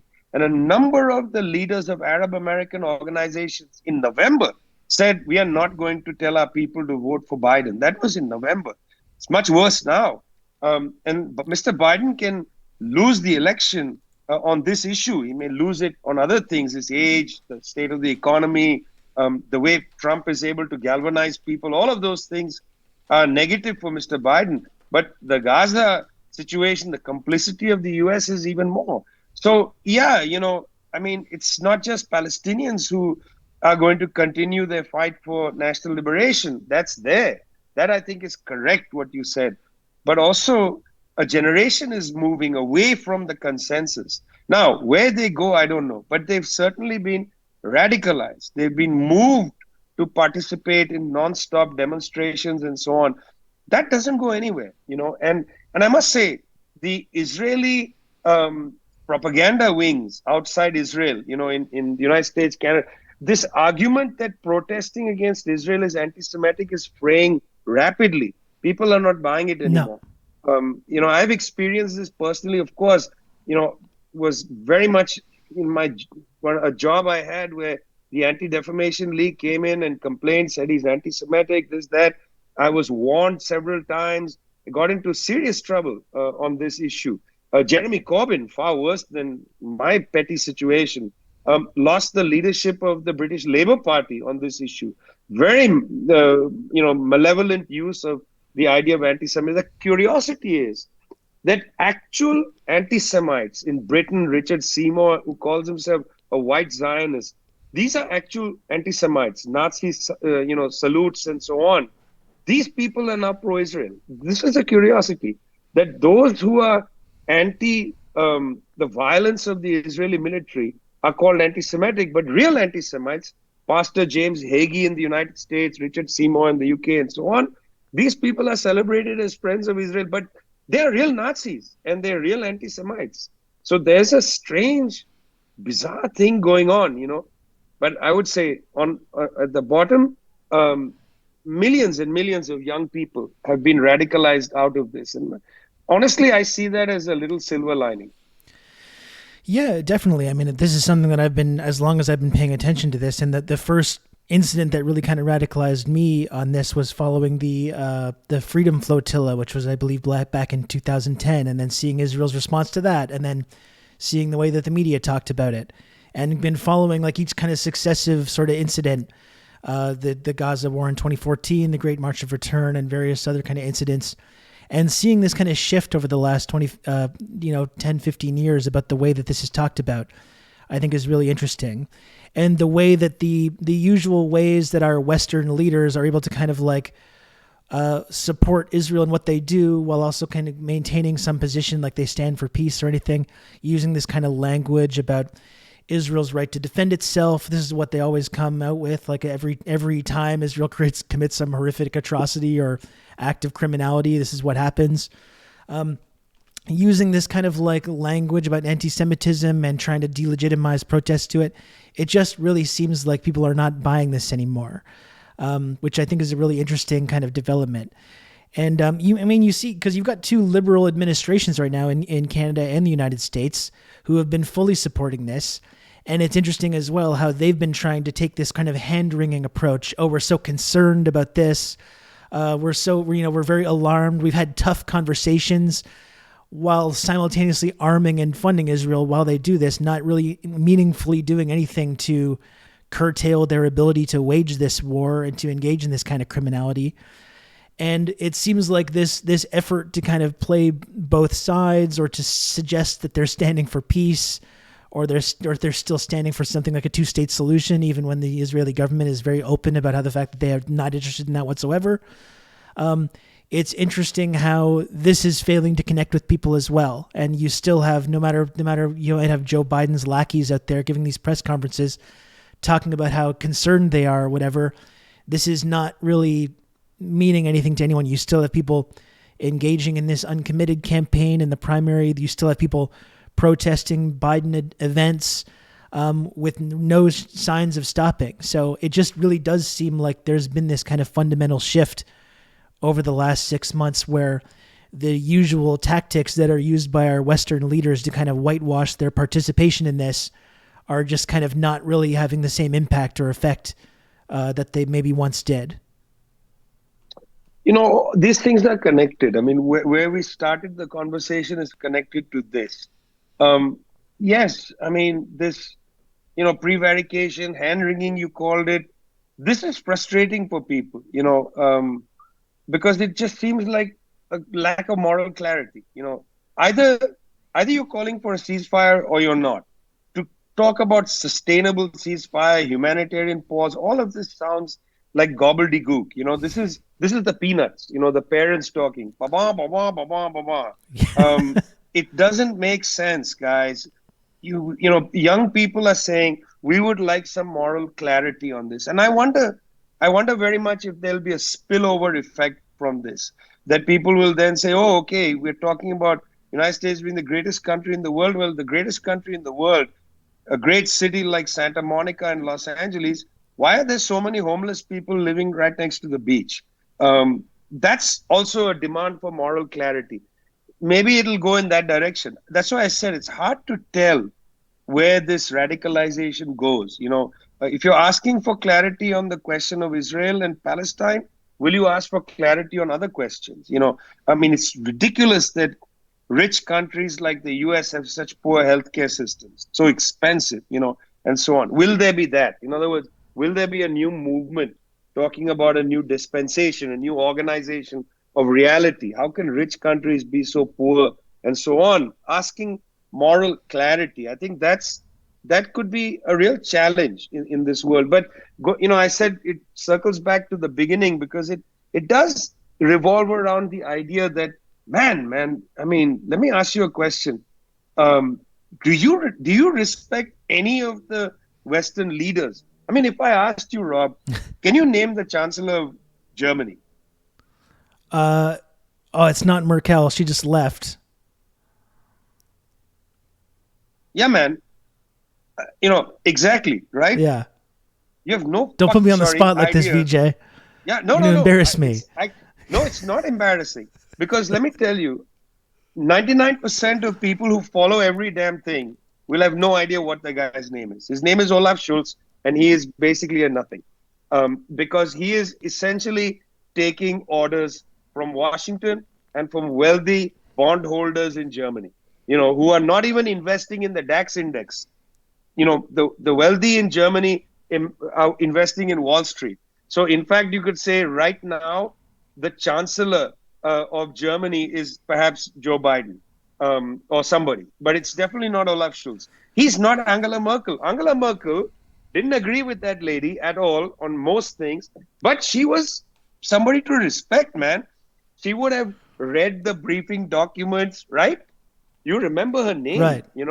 You said it's not Merkel. I know that. Some guy out there, don't know who he is, but it's not Merkel. Well, but that proves my point, right? You remember Merkel. Again, I don't agree with Merkel. I didn't really agree with any of her politics, but for God's sake, at least she made a mark, This guy, no mark.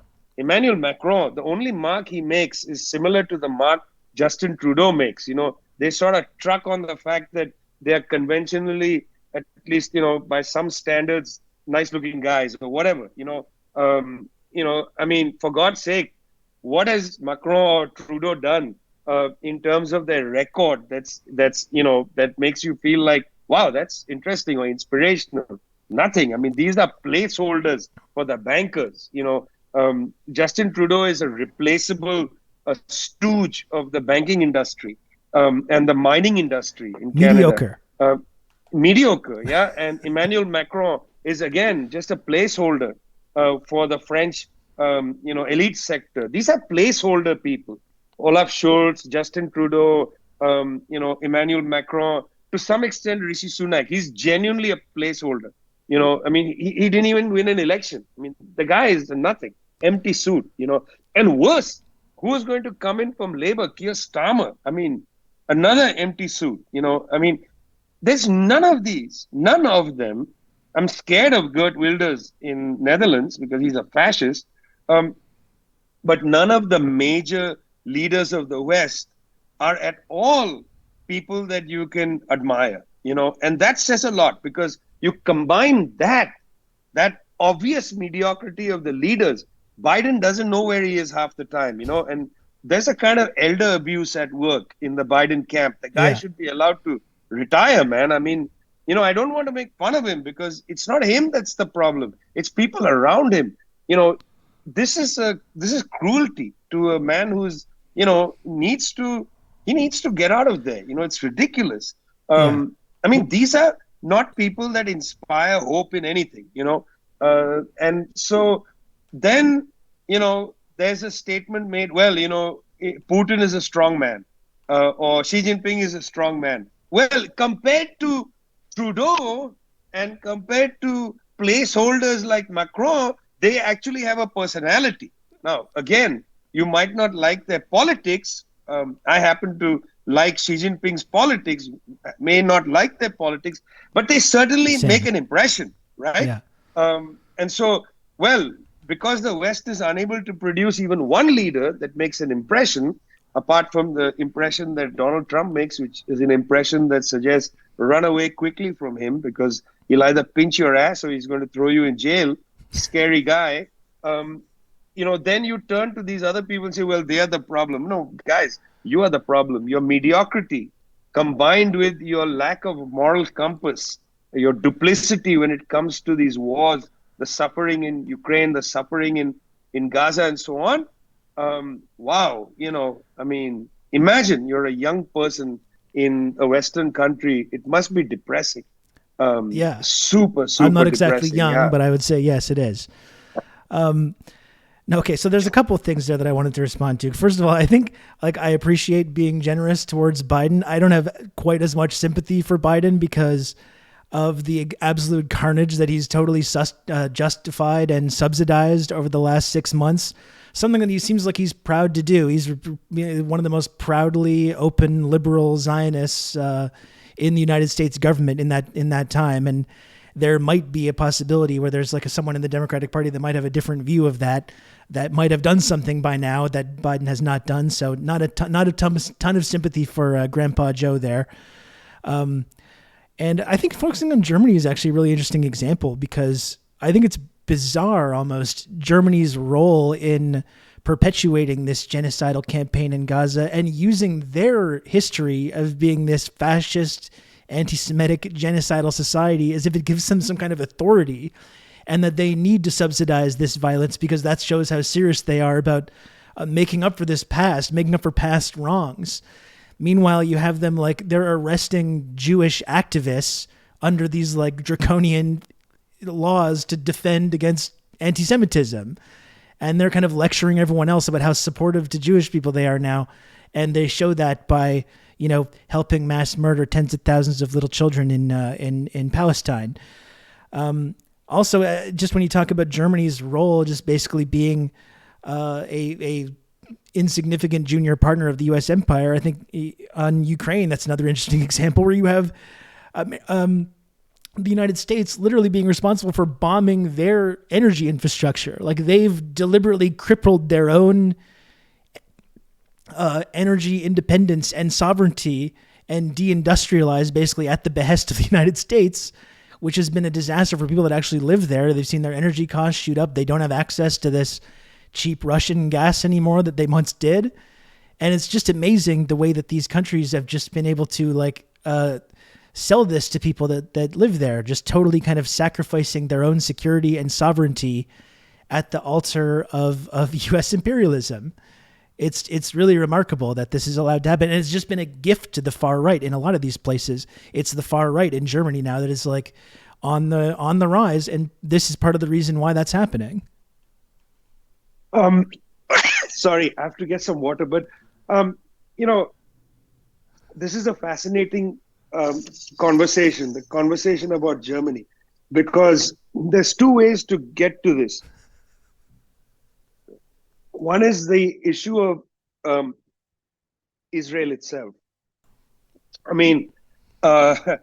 It's so interesting how Germany has never really come to terms with the Holocaust, and it's never come to terms with a long history of anti-Semitism. It's not just the Holocaust.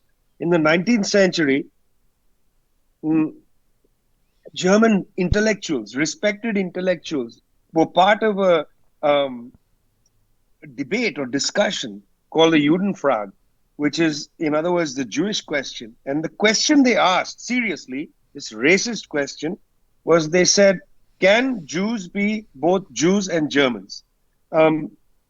This was the development of the idea of European nationalism, this idea of one people, one language, one this, that, and the other.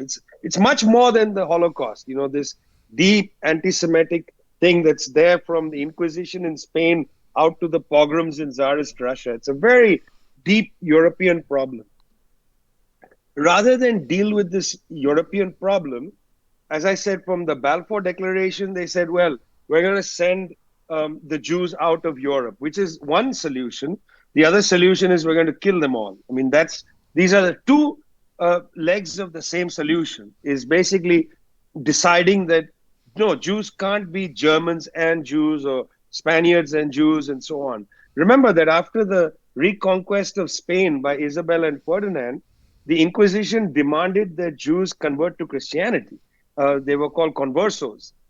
So this is the history of European anti-Semitism. No parallel anti-Semitism in Asia or in Africa, certainly not in Jerusalem or Baghdad, nothing like this in this period. This is a European problem. Germany never dealt with this. After World War II ended and the Soviets liberated most of the concentration camps or the extermination camps, some of them were liberated by the Allies, but the Soviets did the heavy lifting on this. After that, Germany didn't say, okay, all of you who have been persecuted and all of you who went into exile, please come back. We're going to make serious amends. No, no. What they did was they paid 15 odd years later reparations to Israel.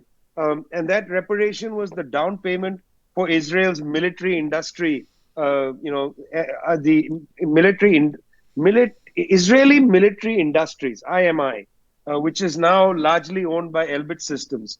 Germany paid the down payment for the arms manufacturing inside Israel, but it didn't welcome Jews back in large numbers to Germany. In other words, that final solution continued. And I want to say that pretty bluntly.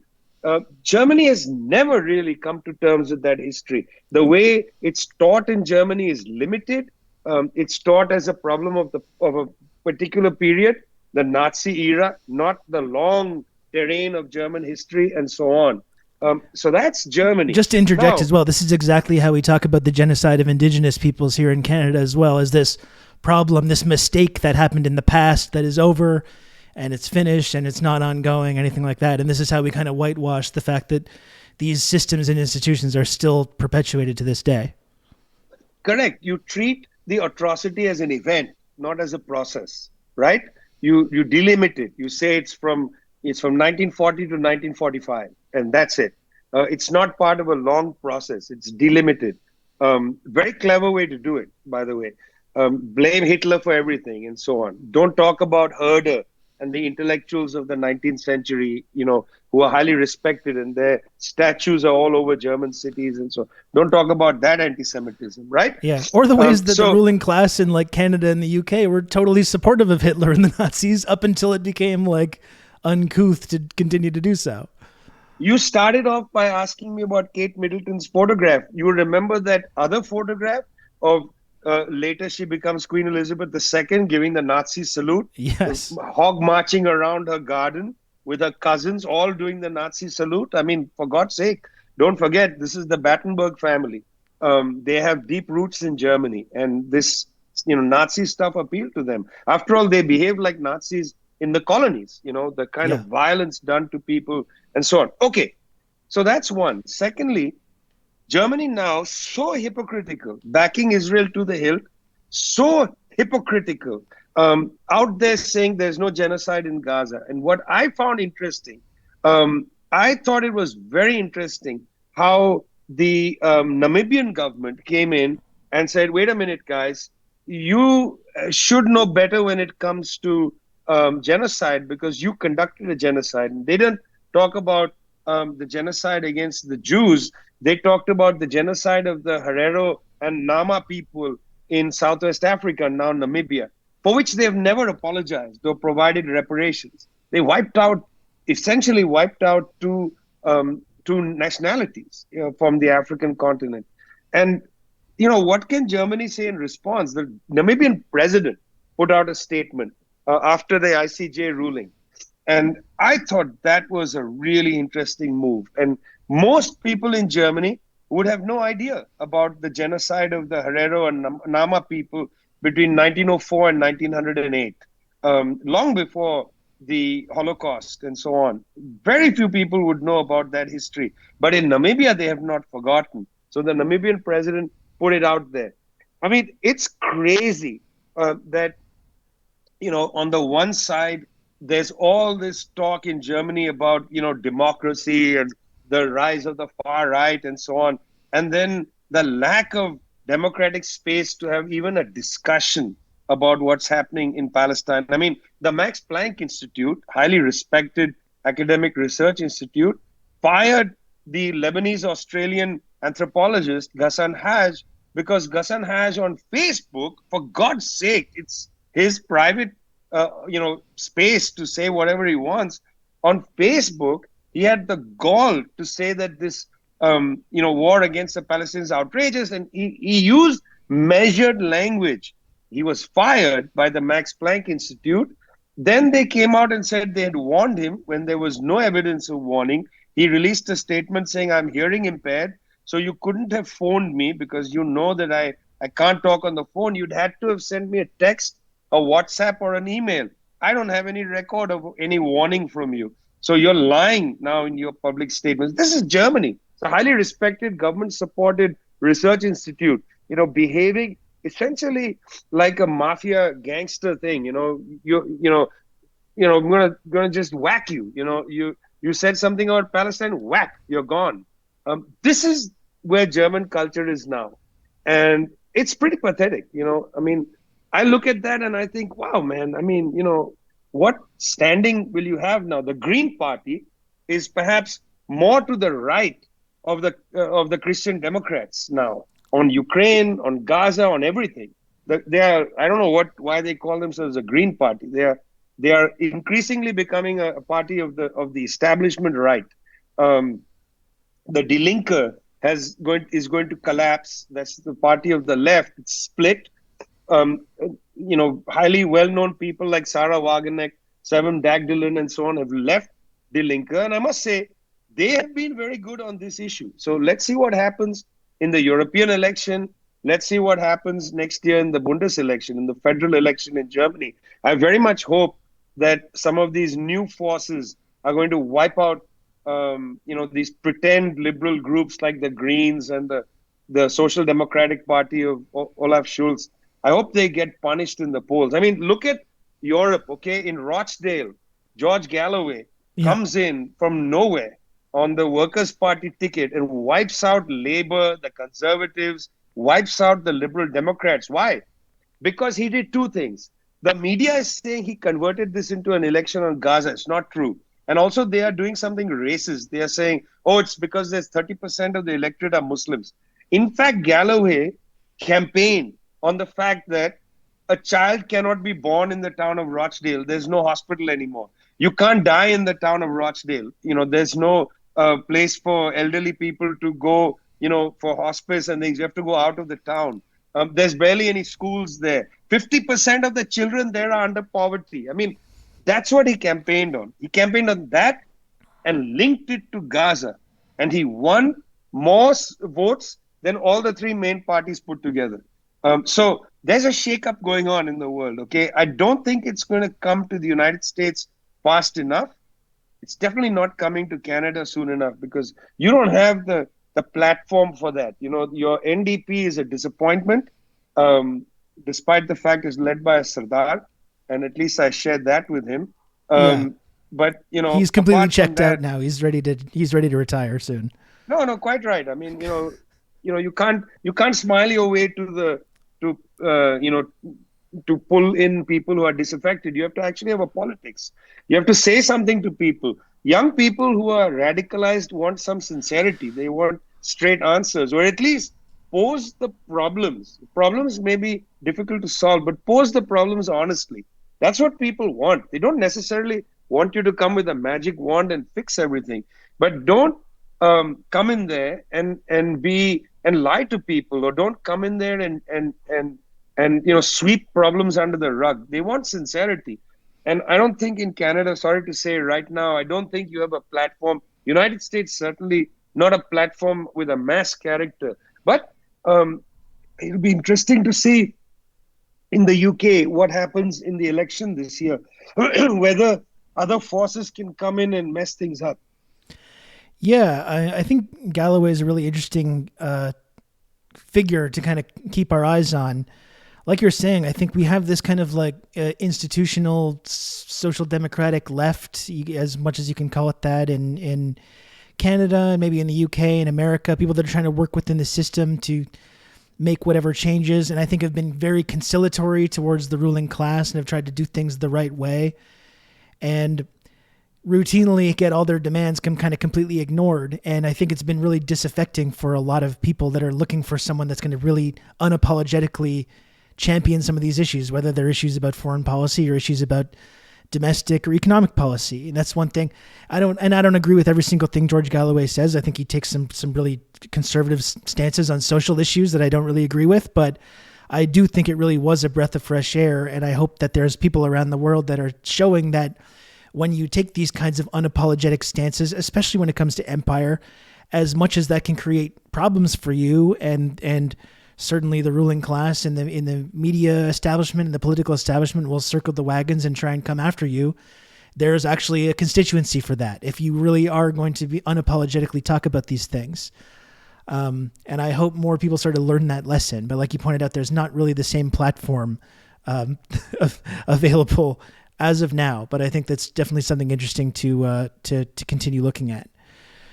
And I think talking also about what you're saying as well, people losing their jobs, people being silenced or censored, people self-censoring. I think that's one lesson. We're talking about lessons that other young people are taking away right now, which is that there doesn't seem to be any legitimate way to protest Israel's actions.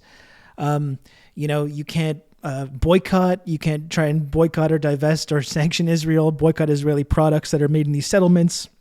We saw the Great March of Return, a peaceful protest that went on for months that was met with this total savagery as well. You have people in America that are engaging in these kind of electoral campaigns like the Uncommitted campaign. You saw the other night at the Oscars, you had Jonathan Glazer give this like very reasonable, moderate statement about not wanting Jewishness and the Holocaust to be hijacked to support the dehumanization of others and this perpetual violence. And each one of these, these kind of actions are met with denunciation, all kinds of accusations about anti-Semitism. Like we said, people are I think becoming really disillusioned by that. This kind of tactic is becoming less and less successful. But I think that's another thing that people are taking away. Like, because obviously armed struggle and armed resistance is a big, apparently that's not allowed, even though under international law, it actually is for colonized people to engage in armed struggle against their colonizers. That's not allowed, but neither is anything else. There's no combination of words or phrases you can use.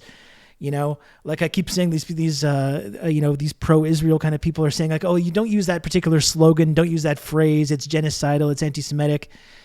And it's just what it comes down to is like the only legitimate way that you can engage with Israel's actions is just to shut up, to not say anything, to say Israel has the right to defend itself, and to basically just stop paying attention to it.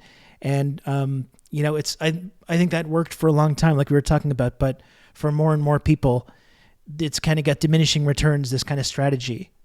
So it's going to be really interesting in the next few months and years to see how that kind of metastasizes in the West, whether it comes to issues of Israel or other issues of empire or domestic issues or whatever. But I think it's just to put a point on kind of this kind of conversation we were having earlier. I just do think it has been a really radicalizing incident. It's had a really radicalizing effect on people all throughout the West and around the world. I mean, this is of course true what you're saying. It has had that radicalizing impact, but it's also true that I fear that there's a kind of demoralization that sets in, because what is the slogan? The slogan is end the occupation and so on. And unless there's some real movement in the region, I'm talking now about Gaza, right? Unless there's some movement in the region that you see, say, the Emiratis, United Arab Emirates, Saudi Arabia, Jordan, Syria, Algeria, Egypt, and so on, somehow get involved it's going to be very hard because the Palestinians are in a position vis-a-vis Israel of extreme weakness. I mean, the resistance fighters, they are they have been able to prevent the entry of Israeli troops into northern Gaza and remain there. You know, they came, they destroyed, they continue to destroy, but they can't come in because they're getting hit hard. This is not reported much in the media in the West, but the Israeli military itself has said we are on phase 3, which is we're going to stay outside, keep coming in and raid or bomb from the skies, but we're not sending an entire tank battalion to sit at Wadi Gaza, that separates the two parts of Gaza. We're not going to have troops every day patrolling the streets of Jabalia and so on. They're getting hit hard. They're taking casualties. So yes, the Palestinian resistance is playing a role. It's important. They are being whitewashed in the Western media, but still they are not powerful enough to move the dial of negotiations. You need more price, on the table, and for that you're going to need the other countries, Jordan to say, look, we're going to tear up the peace agreement. Egypt to say we're going to tear up the peace agreement. Despite the majorities of people in these countries who are pro-Palestinian, and despite the fact that Queen Rania, of Jordan, she made an appearance with Christian Amanpour in October. Very strong hour she spent with Christian Amanpour. She condemned the violence. She condemned Israel. She said it's not about October 7th. This goes back to the Nakba of 1948, perhaps even earlier. She herself is Palestinian, married to the King of Jordan, and so on. Queen Rania was fierce in October. Then she went silent. And, there was a lot of chatter in those who follow the Middle East and even in Jordan saying that, the palace had silenced her because this embarrassed the Israelis and therefore embarrassed the United States. And Jordan has this very tight connection with Washington and blah, blah, blah. Last week, she was back on with Christian Amanpour because I think the pressure got to her as well. And she hit hard again, talking about the violence and so on. Will Abdullah II have the guts to stand with his people and send a message to Tel Aviv saying, you know what, our peace agreement, I've got it sitting here and I have a match. Well, again, after Queen Rania spoke, the Jordanians airdropped food into Gaza. Ridiculous. Why not, send a démarche to the Egyptians and say that, we're going to send food into Sinai, and we are going to also send a battalion of soldiers, and we're going to essentially break through the fence at Rafah, and we're going to drive our trucks in under armed protection. And let's see the Israelis hit us. And then, you escalate further. But none of them are doing anything like that. Where is the great Egyptian army? Sitting on its hands, frustrated. And it should be a warning to President Sisi, because in 1948, when the Nakba was taking place, the Egyptian army didn't move. At that time, a number of the officers, mid-level officers in the Egyptian army, were very frustrated. They said, what the hell? We've been spending so much money building up this military. We have some very fine aircraft. We have tanks. We have, troops that continue to drill. Why aren't we moving to defend the 750,000 Palestinians who've been ejected, 15,000 Palestinians killed? Well, the Egyptians didn't move because King Farouk of Egypt was an ally of the West, and, they were not going to move. They allowed the Nakba to happen. That had consequences. 4 years after the Nakba, a group of military officers who were frustrated around, the Nakba had gathered together. They created a group called the Free Officers, led by a number of people. One of them was a very charismatic Gamal Abdul Nasser. They conducted a coup against King Farouk, threw him into the Mediterranean on his yacht, and then took over the state. And then at that time, in Egypt, they did try to use their military to change the balance of forces, including in 1967, when their forces were really quite badly destroyed by a preemptive run by the Israeli Air Force. But anyway, the point is, President Sisi should be worried because his generals are sitting on their hands saying, this is happening, this plausible genocide, we're doing nothing. We've spent millions of dollars on arms. We get aid to build up this military, aid from the Saudis and so on. Ridiculous. Why isn't this happening? Let's overthrow Sisi. I'm just saying, Mr. Sisi, if he watches your show, I think he does. Rob, yeah, Mr. Sisi or one of his advisors should be worried here, because Nasser emerged out of Egypt's betrayal of the Palestinians. And today, Egypt is betraying the Palestinians once more. And will there be another Nasser? Yeah, no, it's interesting how some of these states who have been kind of complicit in both Israel and American war crimes are sitting on their hands, while you have like Ansar Allah or the Houthis in Yemen, who are the ones that are materially kind of putting skin in the game to try and help Palestinians through this Red Sea blockade.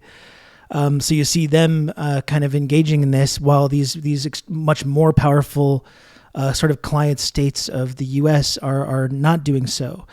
And you have to wonder as well, like in the same way that the Arab Spring began in Egypt, partially because of discontent among the population that Egypt had been kind of complicit in American imperialism and war crimes in the Middle East.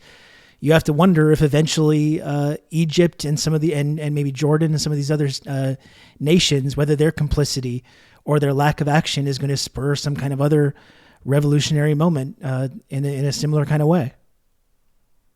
I mean, we can only watch, because it's very hard to in any way be involved in these things. We watch and see what the people of the Arab world do. It is. I mean, I would say it's one thing to post a Palestinian flag on your Facebook. It's another to live under a government which formally is pro-Palestinian, but in practice continues to have relations with Israel. And here, it's not an Arab country, but here, Turkey is another example. When this was going on, Recep Tayyip Erdogan held a massive government rally in Ankara. In Ankara, maybe it was in Istanbul. I've forgotten where the rally was. A massive rally, millions of people. They actually didn't wave Palestinian flags. They waved Turkish flags. That was interesting, but it was about Palestine. But Turkey continues to have close relations with Israel, continues to trade with Israel, and so on. I mean, I have, at some point we're going to publish this. I have a list here of, of the trade that the countries of the world do with Israel in terms of arms. And, that is going to have to be at some point an issue for people to think about.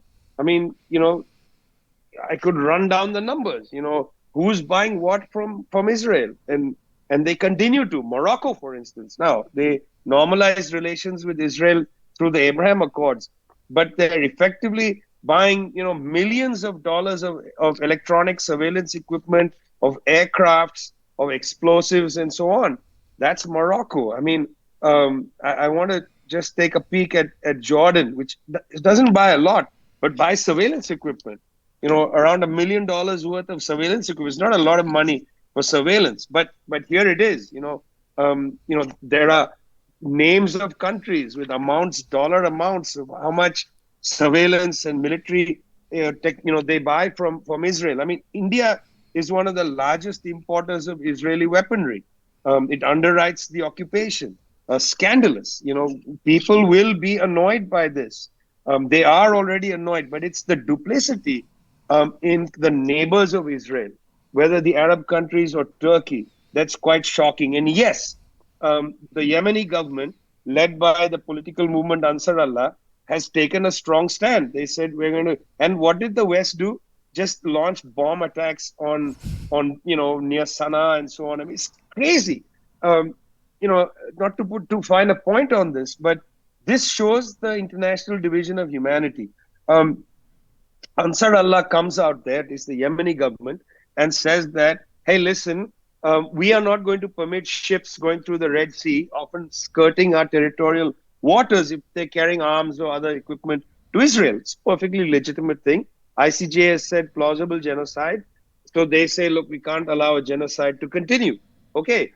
Now, why didn't Antony Blinken or one of his underlings fly to Sana'a and talk to them first? Talk to Ansar Allah, talk to the Yemeni government. Say, listen, can we work this out? We don't want you to be firing at ships. No. To barbarians, the United States doesn't negotiate. They just fire cruise missiles.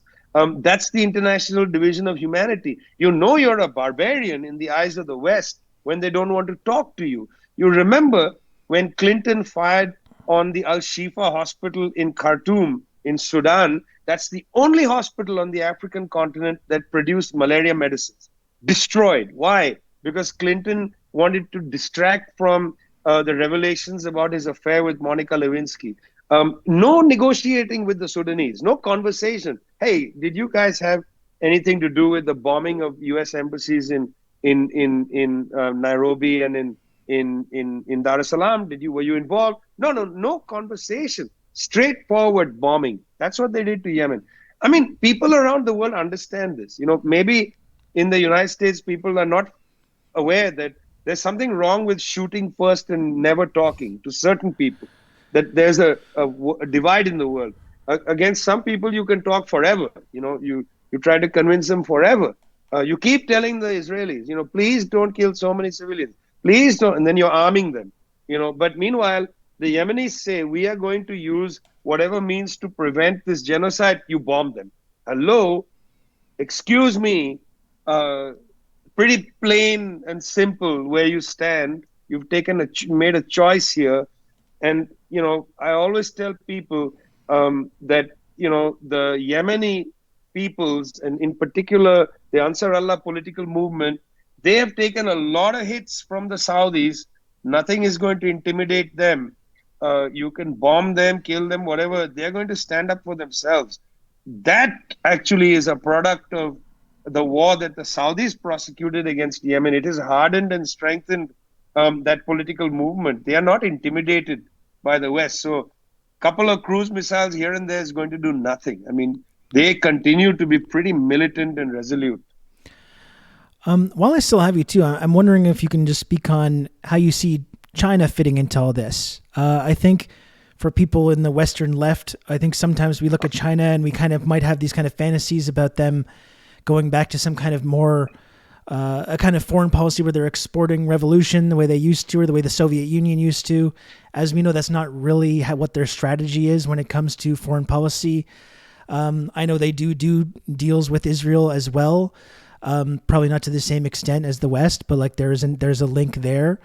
At the same time, they have taken quite forceful stances at the UN and other places to talk about why this is happening. They've centered the decades-long occupation and how unfair that has been, and how that's the result. That's the reason that violence is happening. They've kind of used these kind of stances. We talk about Yemen and Saudi Arabia. China played a large role in de-escalating that and kind of creating and kind of ending that conflict. Do you see China somehow playing a role if there's ever going to be a time when if there is some kind of de-escalation that's even possible at this point? Do you think China could play a role in that? And what would you see that being? I mean, there's a lot that can be said about this. The first thing is that, China, like other socialist projects, sits on the horns of a dilemma. On the one side, it has its own state interests. That is the interests of its own people who live within its territory, national interests, and then it has international obligations. That's the problem with socialist states when they're in power. There has to be a balance between national interests and socialist internationalism. Sometimes one becomes more important than the other. So there was a moment when Mao Zedong was the premier in China, where China went much more towards socialist internationalism, building the Tanzam Railroad in Africa, out there fomenting revolution through backing various Maoist groups and so on. And then, there's a spin back to the national agenda. And that was there from before, even from Mao's latter period into Deng, and all the way till close to the present. China was loath to get involved internationally. It had been burnt, in a sense, by the Cultural Revolution and the export of Maoism that had a negative impact, they felt, on their own national ambition. So that contradiction between internationalism and the national is important. Fidel Castro was a very interesting person here because he made the argument that a small country like Cuba, for a small country, internationalism met its national interests. This is not the same for a big country like China. One has to understand that scale plays a big role in this. It's not an insignificant point for discussion. Okay, so that's one issue. Secondly, it's true that over the course of the last 10 odd years, China has changed dramatically, has moved from relative isolation to being much more engaged. Now, they have been making strong statements in public. It's true, condemning the occupation, condemning this war, and so on. But what you haven't seen, and for reasons that I sometimes find unfathomable, is sufficient material support. Where are the Chinese ships entering into Havana Harbor, bringing an electrical power plant, which they could do, tomorrow? Where are the Chinese ships carrying food aid to Cuba, which is in distress? Where is the Chinese, entering into, let's say, a deal with I don't know, maybe with Saudi Arabia, who is looking to China for a lot of things, and saying, look, why doesn't a Saudi and a Chinese delegation drive into Gaza? And let's see what the Israelis do. I mean, why aren't they doing creative things? It's interesting. Whatever people might think of the Russians, in 2015, for the first time ever since the fall of the Soviet Union. So, in other words, that would make it, what would it make it, in 24, 25 years, when the Russians sent their military into Syria, flying military aircraft. It's the first time in 25 years that the Russians had intervened in that way outside their borders to defend their port in Latakia. That's the reason why Russia intervened in Syria, but it nonetheless intervened and prevented Obama from bombing Syria, in the aftermath of 2015. It was impossible after that to have a direct confrontation with the Russians.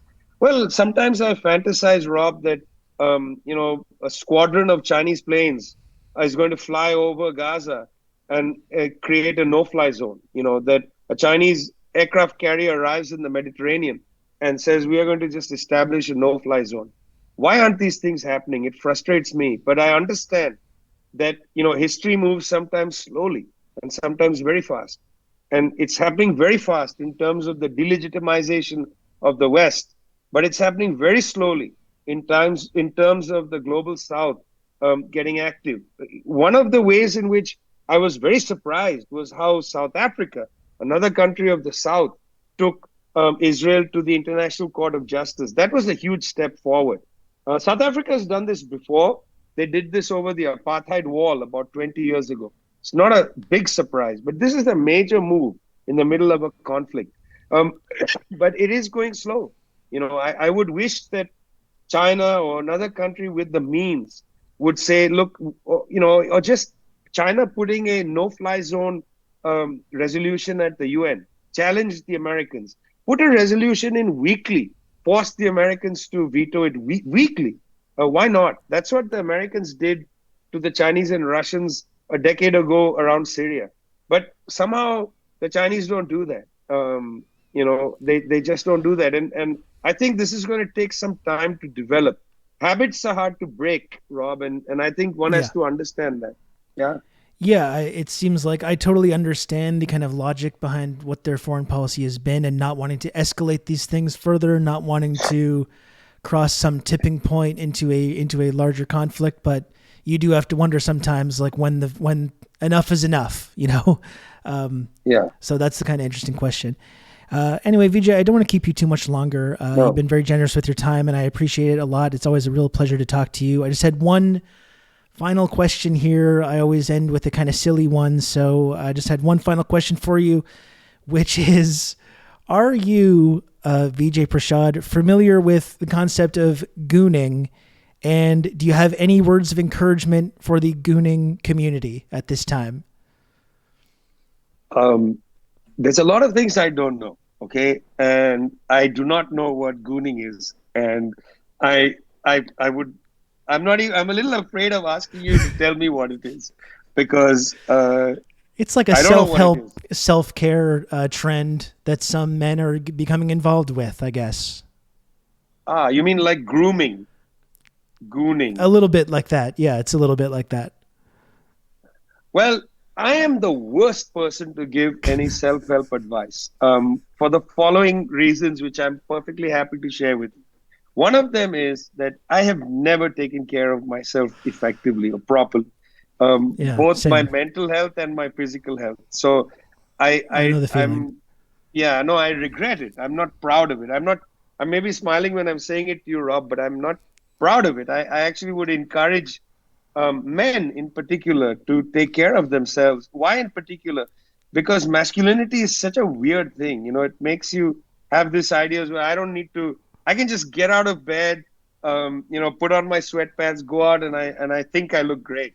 You know, and it's a very bad thing. Take some care in your presentation of yourself. I think that's important. I mean, I'm not against a little bit of care. Not Me only for neither. oneself, I think that might provoke narcissism, but care also for people around you. Sensitivity is okay, uh, to feel for others and be kind to people is not a bad thing. I mean, I'm Yeah. a huge proponent of kindness, Rob. Huge proponent Yep. of kindness. So yeah, okay, if that's gooning, I don't even know what it is, but if that's gooning, maybe I feel that it's a good thing if it's there on the table. I learned about this concept from Norman Finkelstein, actually, interestingly enough. I'm so sorry. Okay. VJ, thank you so much for joining the show. I really do appreciate it. It was fantastic to talk to you again. And Yes. I hope See you we'll do it later, again Rob. next year. That would be amazing. I look forward to that. Okay, Take care of wonderful. yourself. You too. Yeah. Thank you very much. Bye.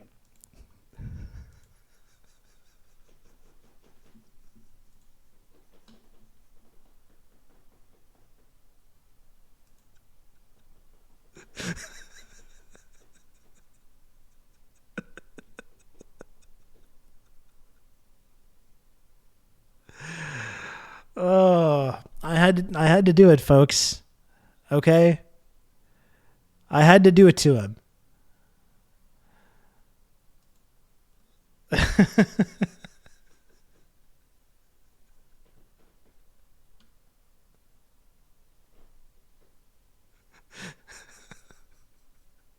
You literally didn't have to. Well, maybe. Maybe that's true. Maybe that is true.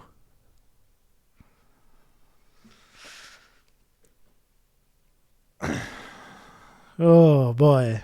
Well, that was fun. What a fantastic conversation. What a fantastic conversation that was.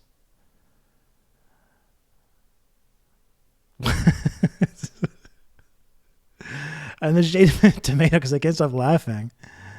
That was so silly.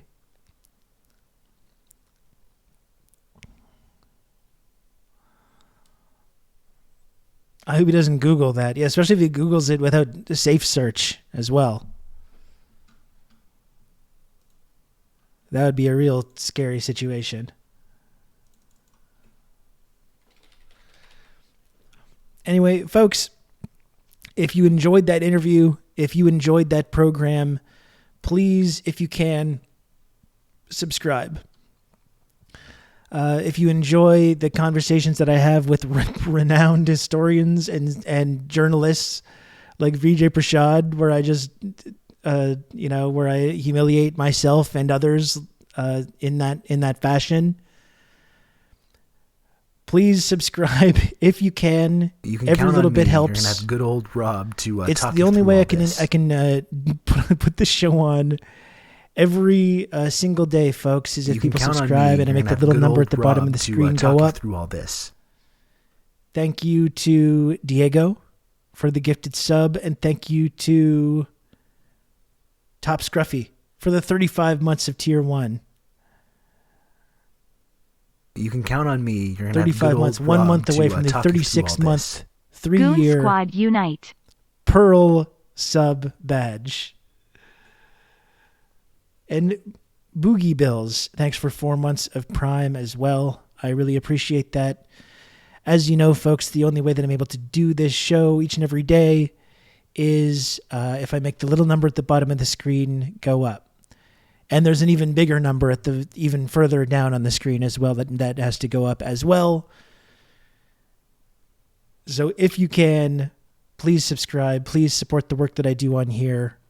I'm a little bit behind where I was a couple weeks ago, so every little bit helps. You can count on me. You're going to have good old Rob to talk you through And we all become this. friends as well.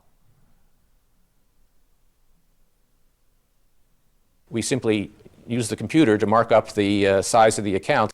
Sean, This thank you. man asked a renowned intellectual about gooning, but won't call the pearl badge the cum badge. It's a shimmering, beautiful pearl sub badge. Thank you very much, Sean, for the You can gifted count sub. on And thank me. you, You're gonna have Joe, good old 110 for the Rob 200 to, bits talk as you well. I through really all appreciate this. the support, Joe. Thanks you. for the goon validation, Rob. Thank you, NV Adams, for the 18 months tier 1. I appreciate that a lot. And we're only a mere 20 subs away to the goal, folks. A mere measly 20 subs away. We got 4 minutes in this hype train. I think we can do it. I think we can get to the sub goal. I think we can do it. We got people that are looking for a gift sub in the chat. Remember, folks, it's this show that you love. It's the only way that I can continue to do it is if people subscribe. Who doesn't need a little self-help? Exactly. It's important. We're all feeling increasingly isolated, alienated. You know, we have to take care of ourselves. Yeah, are you not entertained? Seriously.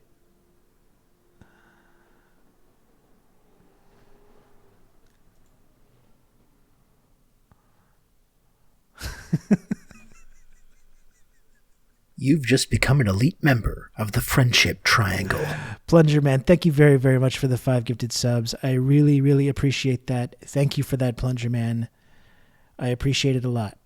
And we're only 15 subs away from the goal and only 30 subs away from me singing a little song. That's how you goon with your friends. Exactly. If you don't think it cures loneliness, you get a little group gooning session You can count going on on. me. And that's You're gonna fun have good for old everybody. Rob to talk you through all this.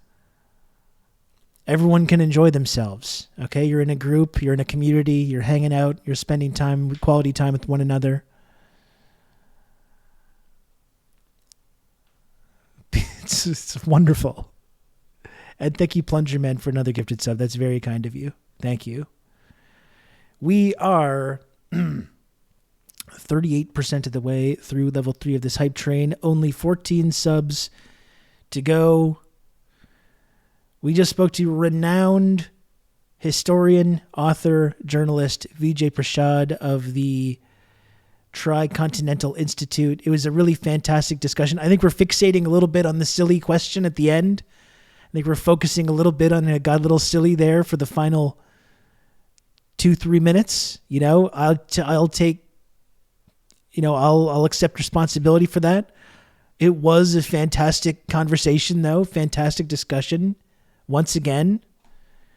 So if you want to support that kind of content here on Twitch, if you look around on Twitch and you think to yourself, oh, I wish there was some substantive discussion going on. I wish there was some substantive analysis happening. If you look around on Twitch and you ask yourself that question, well, look no further because it's happening right here in this very program. But the only way that that kind of substantive discussion can continue is if people subscribe to the show. Thank you very much, Lioness. Yeah, and I'm going to turn it into a 49th Parahell episode. Yes.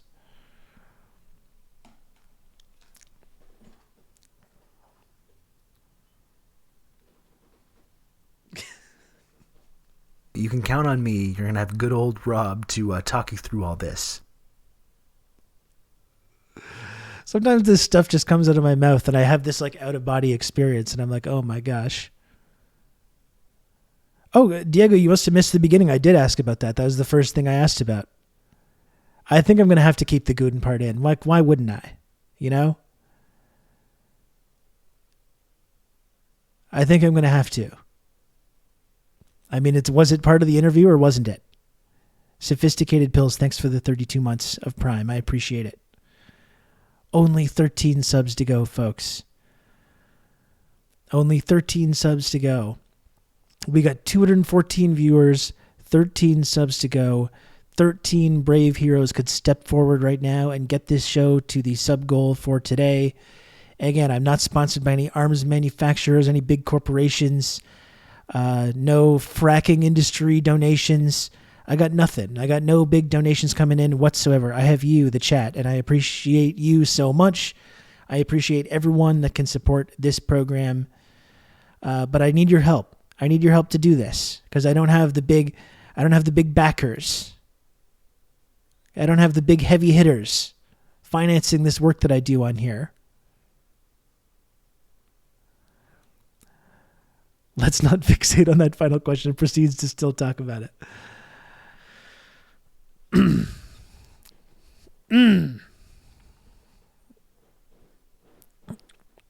VJ with a wholesome helping hand of support for the Gooners. Just very, very wholesome. Did you see? I actually posted it in the Discord. Did we see this from Philadelphia 76ers center Joel Embiid? Did you see this?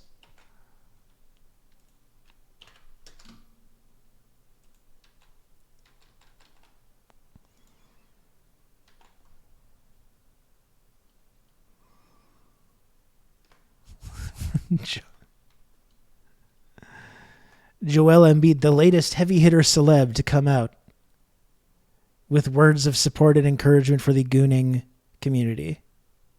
Wonderful. Yeah, tell me about it, Old Dutch. Tell me about it. I should try to get Roger Waters on this show because it would be fantastic to talk to him. I think he's a really interesting person. And also maybe I could also,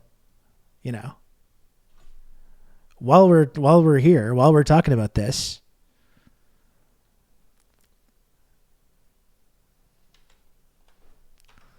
you can subsidize this program with some of that Pink Floyd money. That's how he got injured, exactly.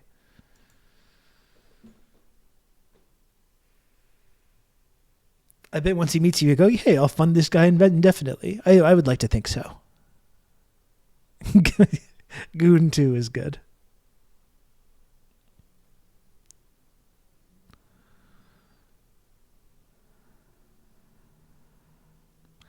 Yeah, I should try and do that, Ludane. I think that would be a huge get. I'm going to work on that.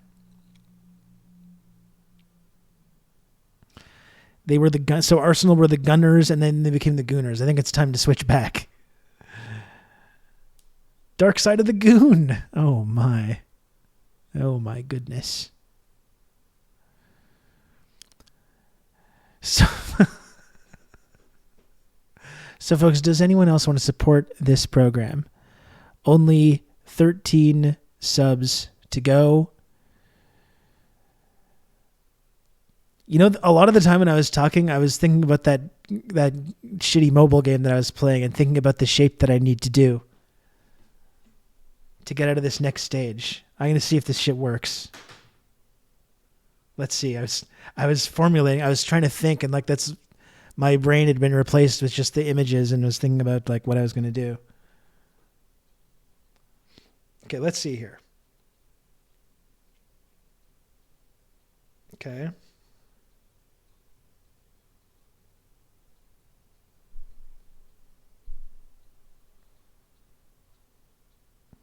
No. Didn't work. Did not work.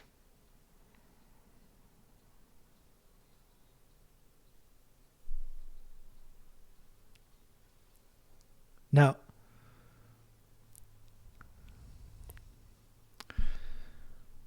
See, I'm trying to do some kind of fulcrum. So there's a fulcrum there. There's this. And then it's no, but it's falling too soon. So fulcrum.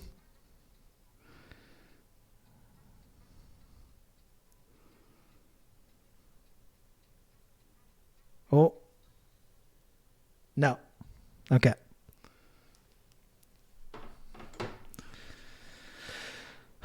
I'm gonna think about that next time.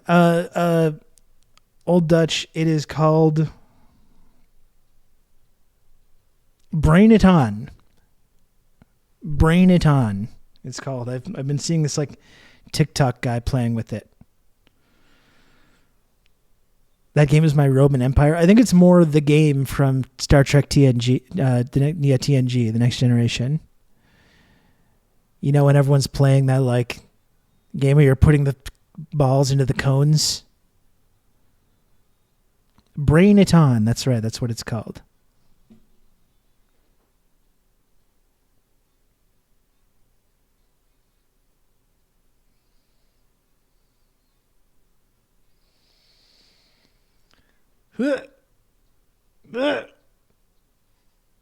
Still no. Still no. Show TNG game. You don't remember that one?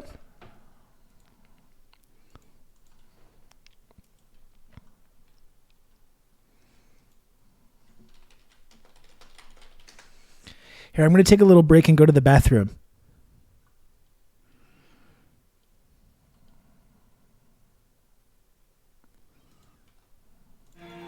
The playing field. Make the disc go into the curve.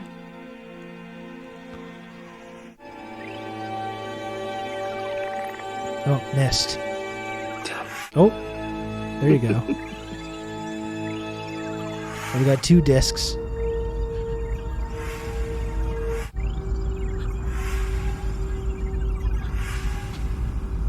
Mom? So now everyone's doing it.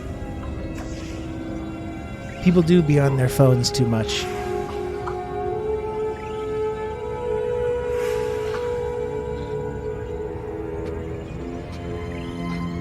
This really is Apple Vision Pro. Have you tried this? I've tried it. Thanks, it's great.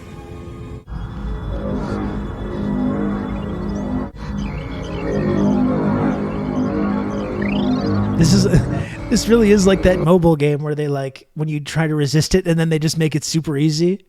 That is really did predict that kind of like free to play mobile game thing. When it's like the harder that you're trying to resist, it's like, okay, here's a super easy one.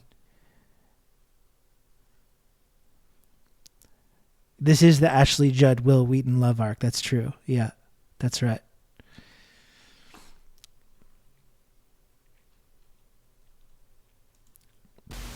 Anyway, let me just take a brief break here, folks. I can't stick around too much longer because I got to go get my kid from school pretty soon. Not right away because it's Wednesday, so I have a little bit longer. But please do continue to subscribe if you can. I'm going to try and make up those last 13 subs after I get back. For right now, I'm just going to take a short break, go to the bathroom, get a drink of water, that kind of thing. And I will be back very soon. Don't go anywhere, okay? Don't leave. You're not allowed to leave. I'll see you soon.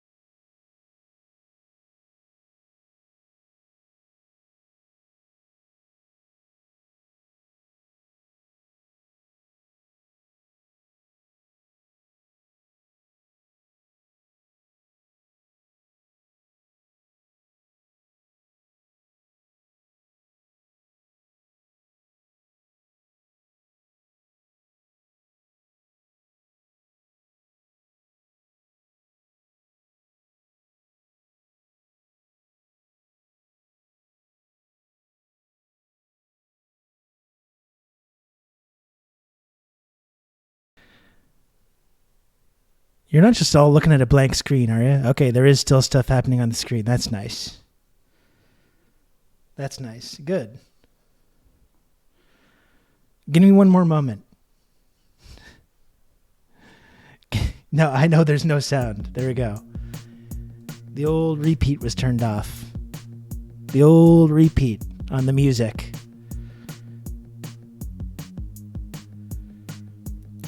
I'm just going to get some water and I'll be right back.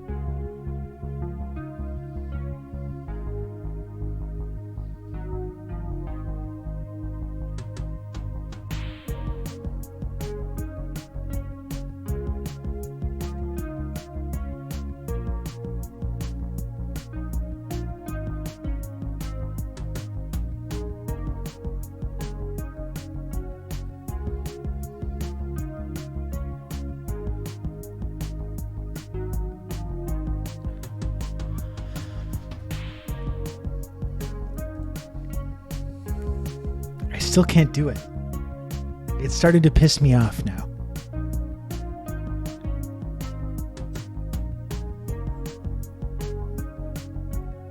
Nope.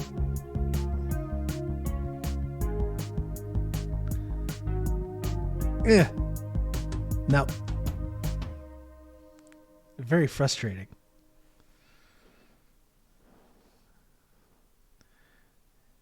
Very frustrating. Data Waves, the song is I make all the music for this show. The song is an electronic song that I created that I have systematically refused to upload despite repeated promises to the community that I would do that. I've repeatedly, explicitly promised to upload these songs so people can enjoy them and listen to them, and I just don't do it. It's not even that I don't want to. I do want to. Lodane reminds me. Other folks in the community remind me constantly to do it. And you know what? I still don't. I still don't do it. What's up with that? Why am I like this? Why don't I do this thing? I'd say I want to do it.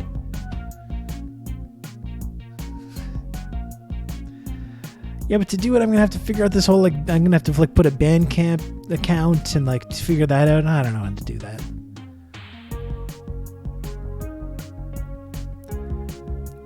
Rob, I need to get a thing that remotely buzzes you. The chat said so. Lodane, I'm not allowing you to put one of those shock collars on me, okay?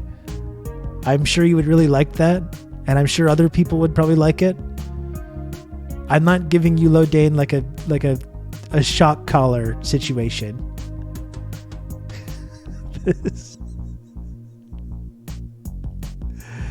No one should have that much power. Cat ears and shock collars. When's the full VTuber arc? That's right, yeah.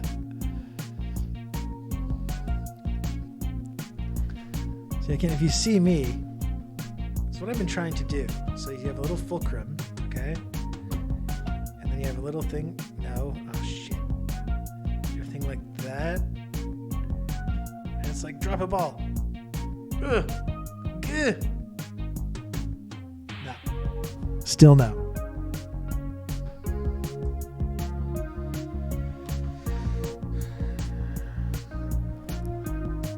Still no.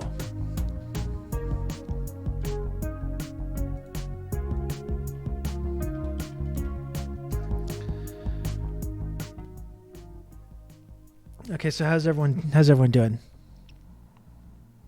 Do a ramp from the top left to the middle of the box. Then roll a large ball down the ramp to knock the right wall of the box into the ball, lifting the left wall. I don't even know if I understand that. Ramp from the top left to middle of box. Roll a large ball down the ramp to knock the right wall of the box into the ball. Like that? Like that kind of a ramp?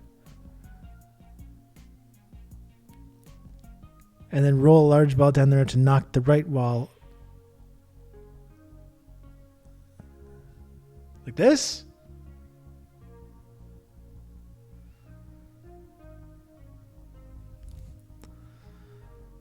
I don't know if that's what you were looking for. Use the right leg of the box to hit the ball. Ideally, yeah, but I can't figure out the shape that it needs to be to do that, though.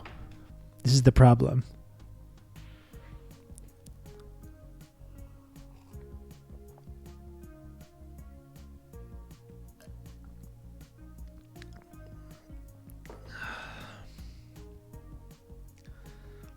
You're doing fine, though, Dane. You're going to be okay. We're all going to be okay. Okay? You must unlearn what you have learned. That sounds... You can take... It's like life, you know? It's not just about this mobile game.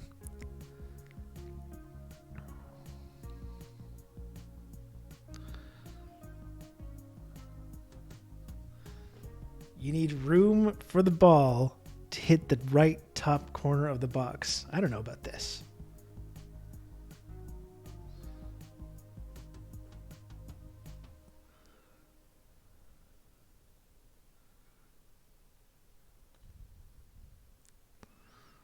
What was that?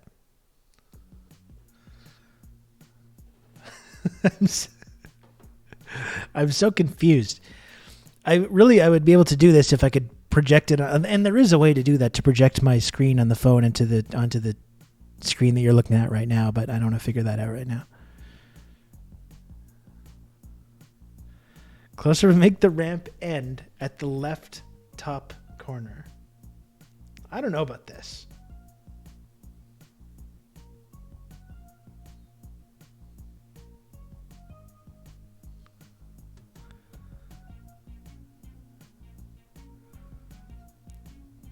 No. I'm going to become a game streamer for the minnest phone games of all time. There's just a guy on TikTok that's been playing these games, and he kind of pilled me on them.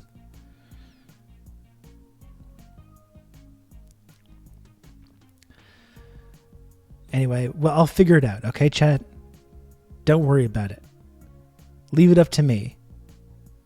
I got this. VT Rob's mobile goon alerts. That really was a fantastic conversation with VIJAY Prashad. That really was tremendous. That's what I tried to do, Dummy Dorko. I tried to make a teeter-totter. I can't get it to work, though.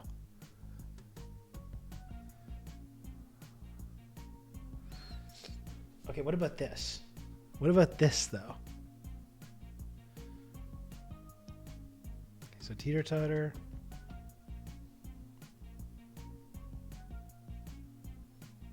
Okay, so it's like this, right? I'm going to put the ball here in the top corner. Check this out. Watch this. Boom. Oh boy. I think we might be onto something there. Chat.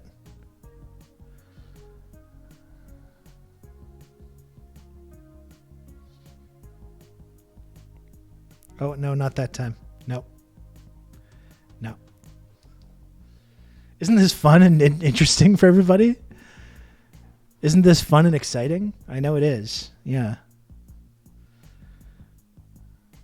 You need a goon accountability buddy like the Speaker of the House.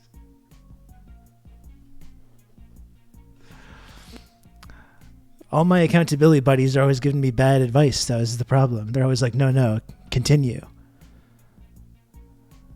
Some real sickos out there. This is some of your worst content I've ever seen. Oh, good. Well, we have had a lot of highs and lows today. We had a fantastic, interesting conversation.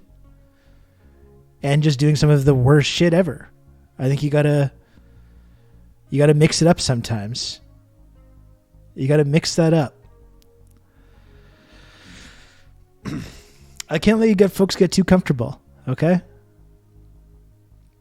I can't let you get too comfortable here. Keep the people on their toes, that's right. And yes. And if you want to subscribe and support literally the worst content you've ever seen, what a fantastic interview with renowned author and historian and journalist VIJAY Prashad today, folks. 13 measly subs away from the goal. Please help me meet my sub goal. Help me get back to where I was. It's the only way that this show exists, folks. It's the only way that the show exists is through the generosity of our community members. Do we have our 13 brave heroes out there? Do we have 13 brave heroes that want to support this program? I shouldn't stick around too much longer because I got to go get my kid at around 5. I was about to say 4. That was in 3 minutes from now. One could make the VIJAY sound. One brave hero could make the VIJAY sound and almost get me to the sub goal. Can you imagine how cool that person would be?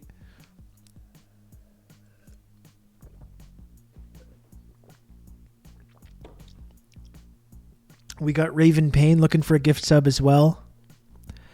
Yeah, like I've got to go get my kid in about an hour, but I think I'd better go in about 20 minutes because I think I need to go to the grocery store. I neglected to go to get groceries this morning, so you can count on me. You're gonna have good old Rob. I think before I go pick him up, I'm gonna have to stop by the grocery store, get some nuggies and stuff.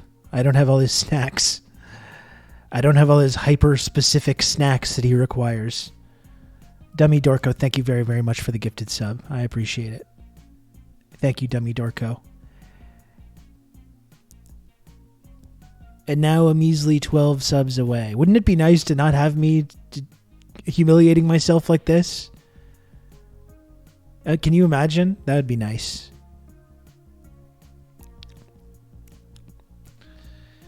I need to get on the Costco bandwagon. Yeah, really, it would be probably beneficial just to get like a big, gigantic case of like the bear paw cookies that he likes and like a big, gigantic case of goldfish. And he really wants to drink this one specific kind of juice. Do you know how many juice brands there are? There's so many, dude. There's so many juice brands. And he wants this one specific kind, which you can sometimes find, sometimes not. It's truly amazing, this guy. Which one? I'll show you, actually.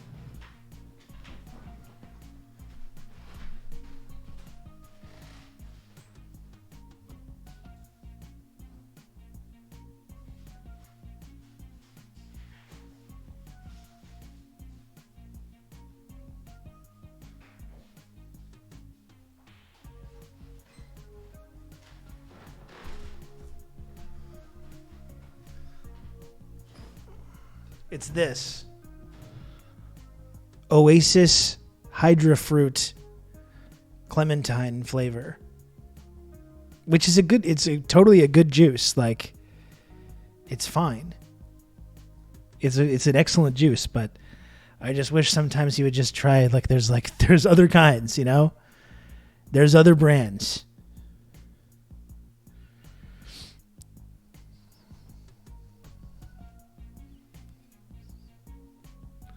Okay, I think I've got it this time.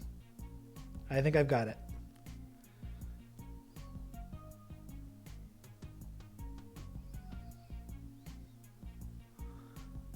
Ugh. Ah. What about if the fulcrum's even higher? What about that?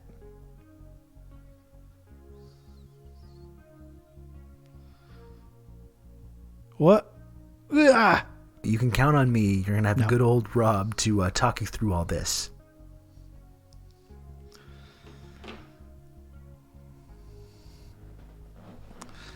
Won't the ball get trapped in the box? Well, if I can create this fulcrum that kicks it enough, I feel like it's going to dislodge everything. Anon, thank you very much for gifting a sub.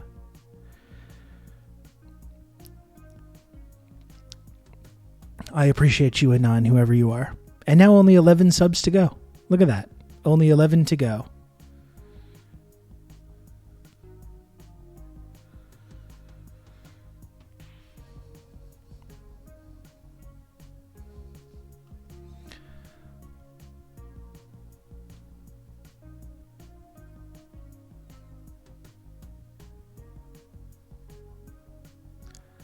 Oh, did Dr. Maggot show up? Oh, you missed it. Yeah, you missed it. You should check it out. I really recommend that you check out the interview. It was really, really cool. Especially in the end, I got really into the hard-hitting questions. You can count on me. You're going to have good old Rob to talk you through all this. Thank you, King of William, for the gifted sub as well. Very, very kind of you. Thank you. Now only 10 subs away from the daily goal and only 383 to go from the overall sub goal. I can almost taste it. I can taste it. And why am I doing this gesture when I'm talking about tasting? These are two totally different gestures, but so close. Exactly. And now only 10 subs away from the goal. Should be no problem. Only 10 subs away from the daily goal. Should be no problem at all.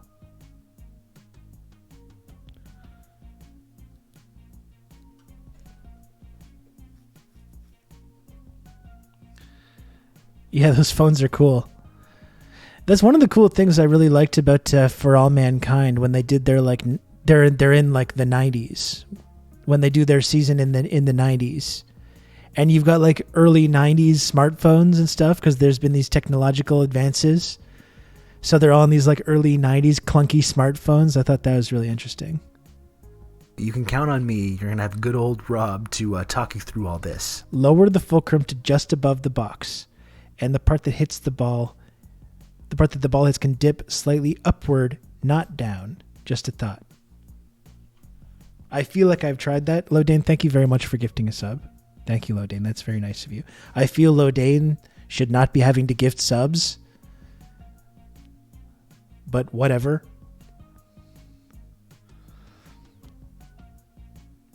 Just above the box.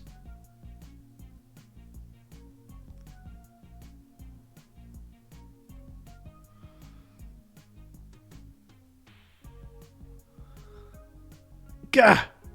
Oh, you son of a bitch.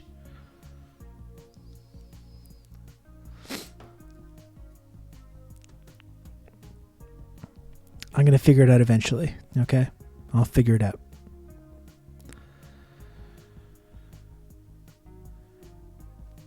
What are we watching? We're just watching a clip of like retro futuristic camcorder footage, I guess.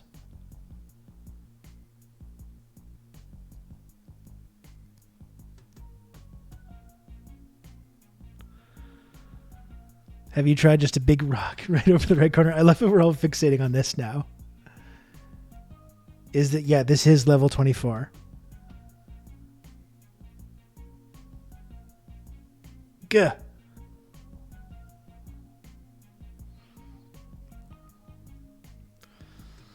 I don't know, man.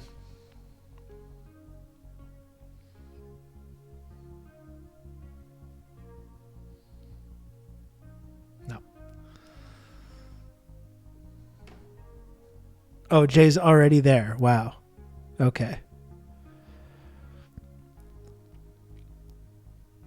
Ooh, magic magnetic chess. That's fun. Remember those?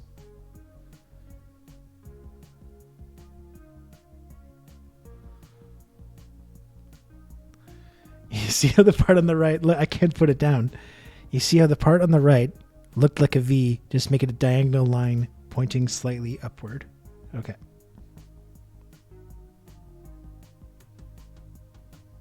Oh, that might have been too long. Gah! Gah!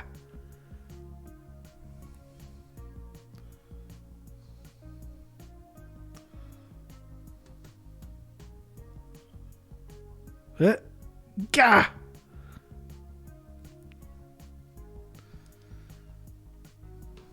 Still no.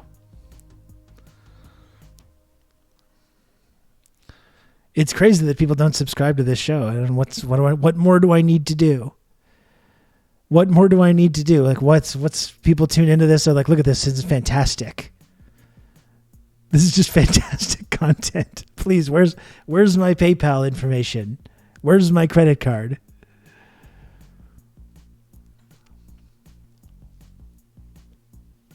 VJ in an hour. You missed it, dude. Zoot. You missed it, unfortunately. But the VOD will continue. The VOD will live on. And I will be releasing it as a podcast episode as well.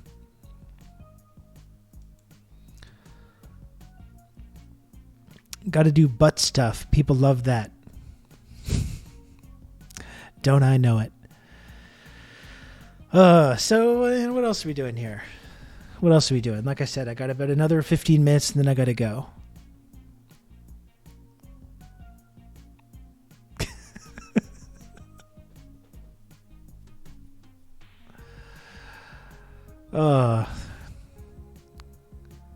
It's all you in the chat. You can't keep your minds out of the gutter. This is the problem. I'm trying to be a serious, responsible, respectable journalist. I'm trying to, excuse me, Rob, I'm in the middle of saying something.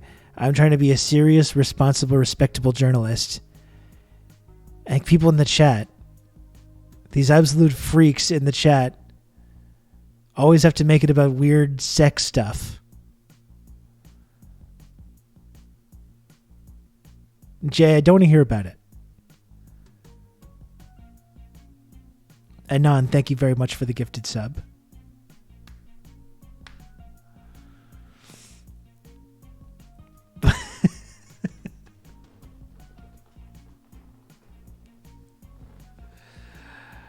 Oh, goodness. Only 8 subs to go, folks.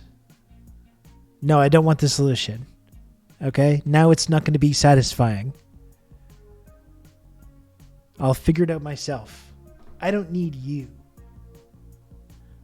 I don't need anyone.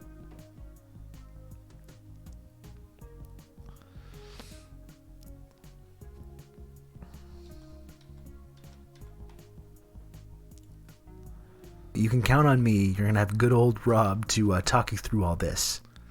Boogie Pills, thank you for gifting a sub to Butt Stuff MD. Thank you. Thank you for that.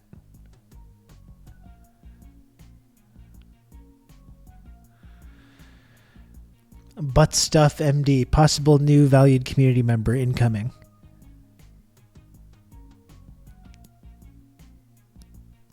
Doc Hollywood's colleague. Okay, I feel like it's got to be Fulcrum. You can count on me. You're going to have good old Rob to talk you through all Higher this. Fulcrum. Okay. Little pokey stick. And then, yeah, yeah. No. Comrade Bushy, thank you for the gifted sub as well. Thank you, Comrade Bushy. I appreciate that.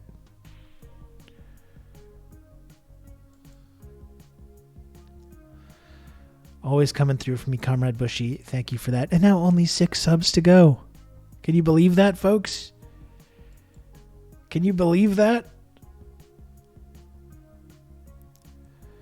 And only 21 subs away from singing a little song. You can count on me. You're going to have good old Rob to talk you through all this. Jay, I'm not looking. I'm not looking. Everyone chat so I don't see it. I'll never live it down. I'll never live it down if I have to follow Jay's advice on this. Boogie Bills, thank you very much for another gifted sub. I really appreciate that. Boogie Bills, thank you.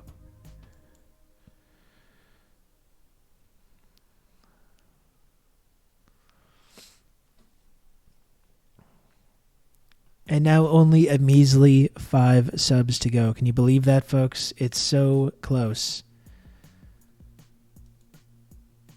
Unbelievable.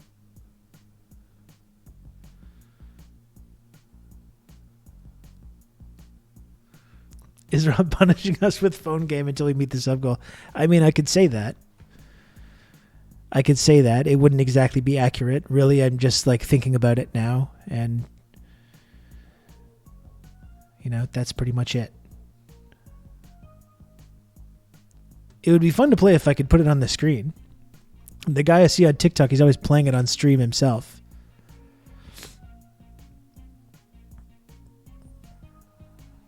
The tyranny of fun. Mandatory fun.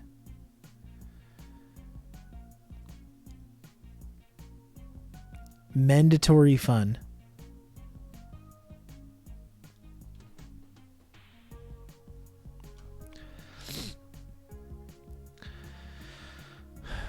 I had a really nice dinner last night. I made some really good salmon. I went to this kind of like somewhat fancier like meat and fish place and got this really good piece of salmon.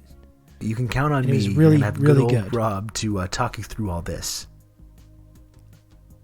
It did cost like $14 for that, and it did occur to me that like even though I like had the vegetables and rice already, I probably could have just spent that money and gotten like a shawarma plate or something like that, but I tried not to think about that. It was really good. Boogie Bills, thank you for another gifted sub. And Boogie Bills, I should say, you're one gifted sub away from becoming an elite member of the Friendship Triangle community. As we know, folks, as we know, when you gift 5 subs or above in this channel, you do become an elite member of the Friendship Triangle system. So, and Boogie Bells, you're more You can count more on than me. welcome You're to gonna have hang good out old in Rob the to talk you through all chaos this. zone, or become an elite member. Boogie Bills, thank you can very count much on for another me. You're gifted gonna have sub. good Very old kind of you. Rob to talk you through all this. And thank you, Jim Liminal, as well. First gifted sub in the channel from Jim Liminal. Thank you, Jim. I appreciate that a whole lot. Thank you.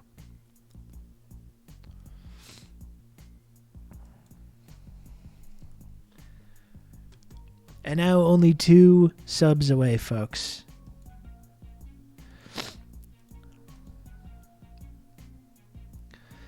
I'm big on like a honey, soy, ginger, garlic, salmon marinade. Yeah, it's definitely good to get the sweet in there. I didn't really do that. I mostly just I seasoned it with salt and pepper and garlic powder and paprika. And you put it like face down first. You know, and there was some sesame oil and stuff in the pan as well. And I put it face down to get a little sear You're on the gonna have top. good old Rob to talk you through all And this. then flipped it, and then I did the butter basting. I added some butter to it, and I was like basting it with the butter as well.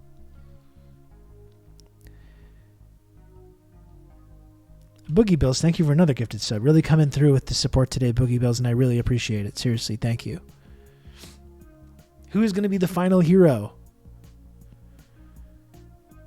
Who's going to be the final brave hero to subscribe to this program?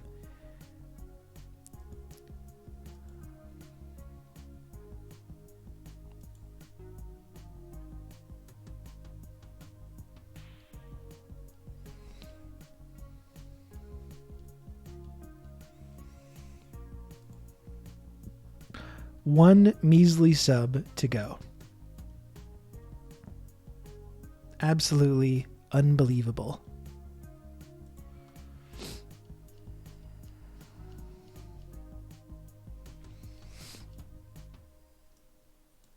You can count on me. You're going to have good old Rob to talk you through all this.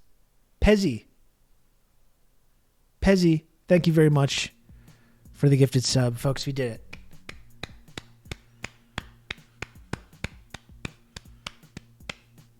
I really appreciate that, Pezzy, and I really appreciate everyone for supporting this program. I'm sorry to be annoying about the calls to action. I've got to do it, though. I've really got to do it. I have no choice in the matter. I love doing the show. I would absolutely do this show for free, happily. Unfortunately, the property management company that owns this building does not accept followers and clout and that as rent payments. Unfortunately.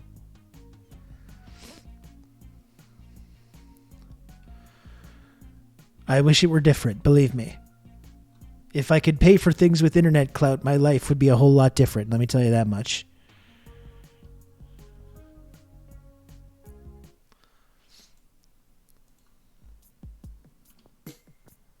Have you thought about vibes for pagement? I've got vibes to spare.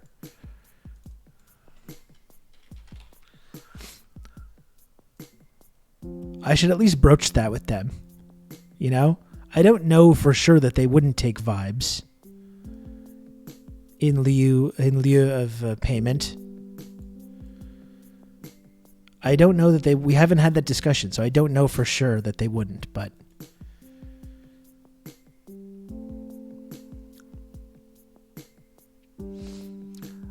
seriously, folks, thanks for supporting this program. Thanks again to VIJAY Prashad for coming on the show to talk to me today. It was really, really fantastic to speak to VIJAY again.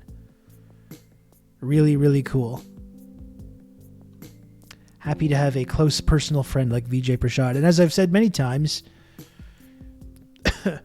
through the transitive property of the friendship triangle system, he's your close personal friends as well.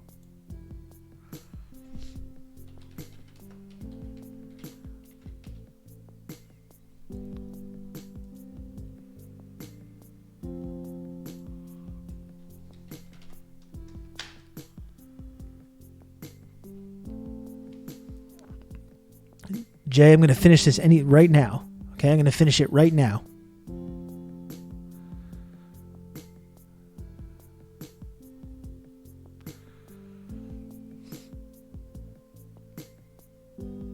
Before I go out,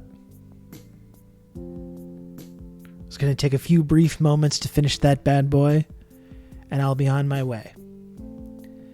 Thank you again for watching the show today, everybody, and every other day. I appreciate you so much. I'll be back tomorrow. I'll be back tomorrow with more content, more discussion. And I look forward to it. I look forward to seeing you again. Thank you for being a friend.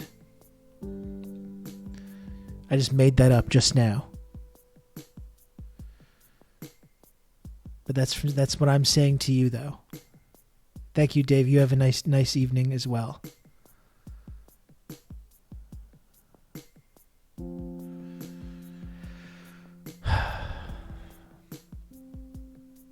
Until next time, folks. Gooners rights.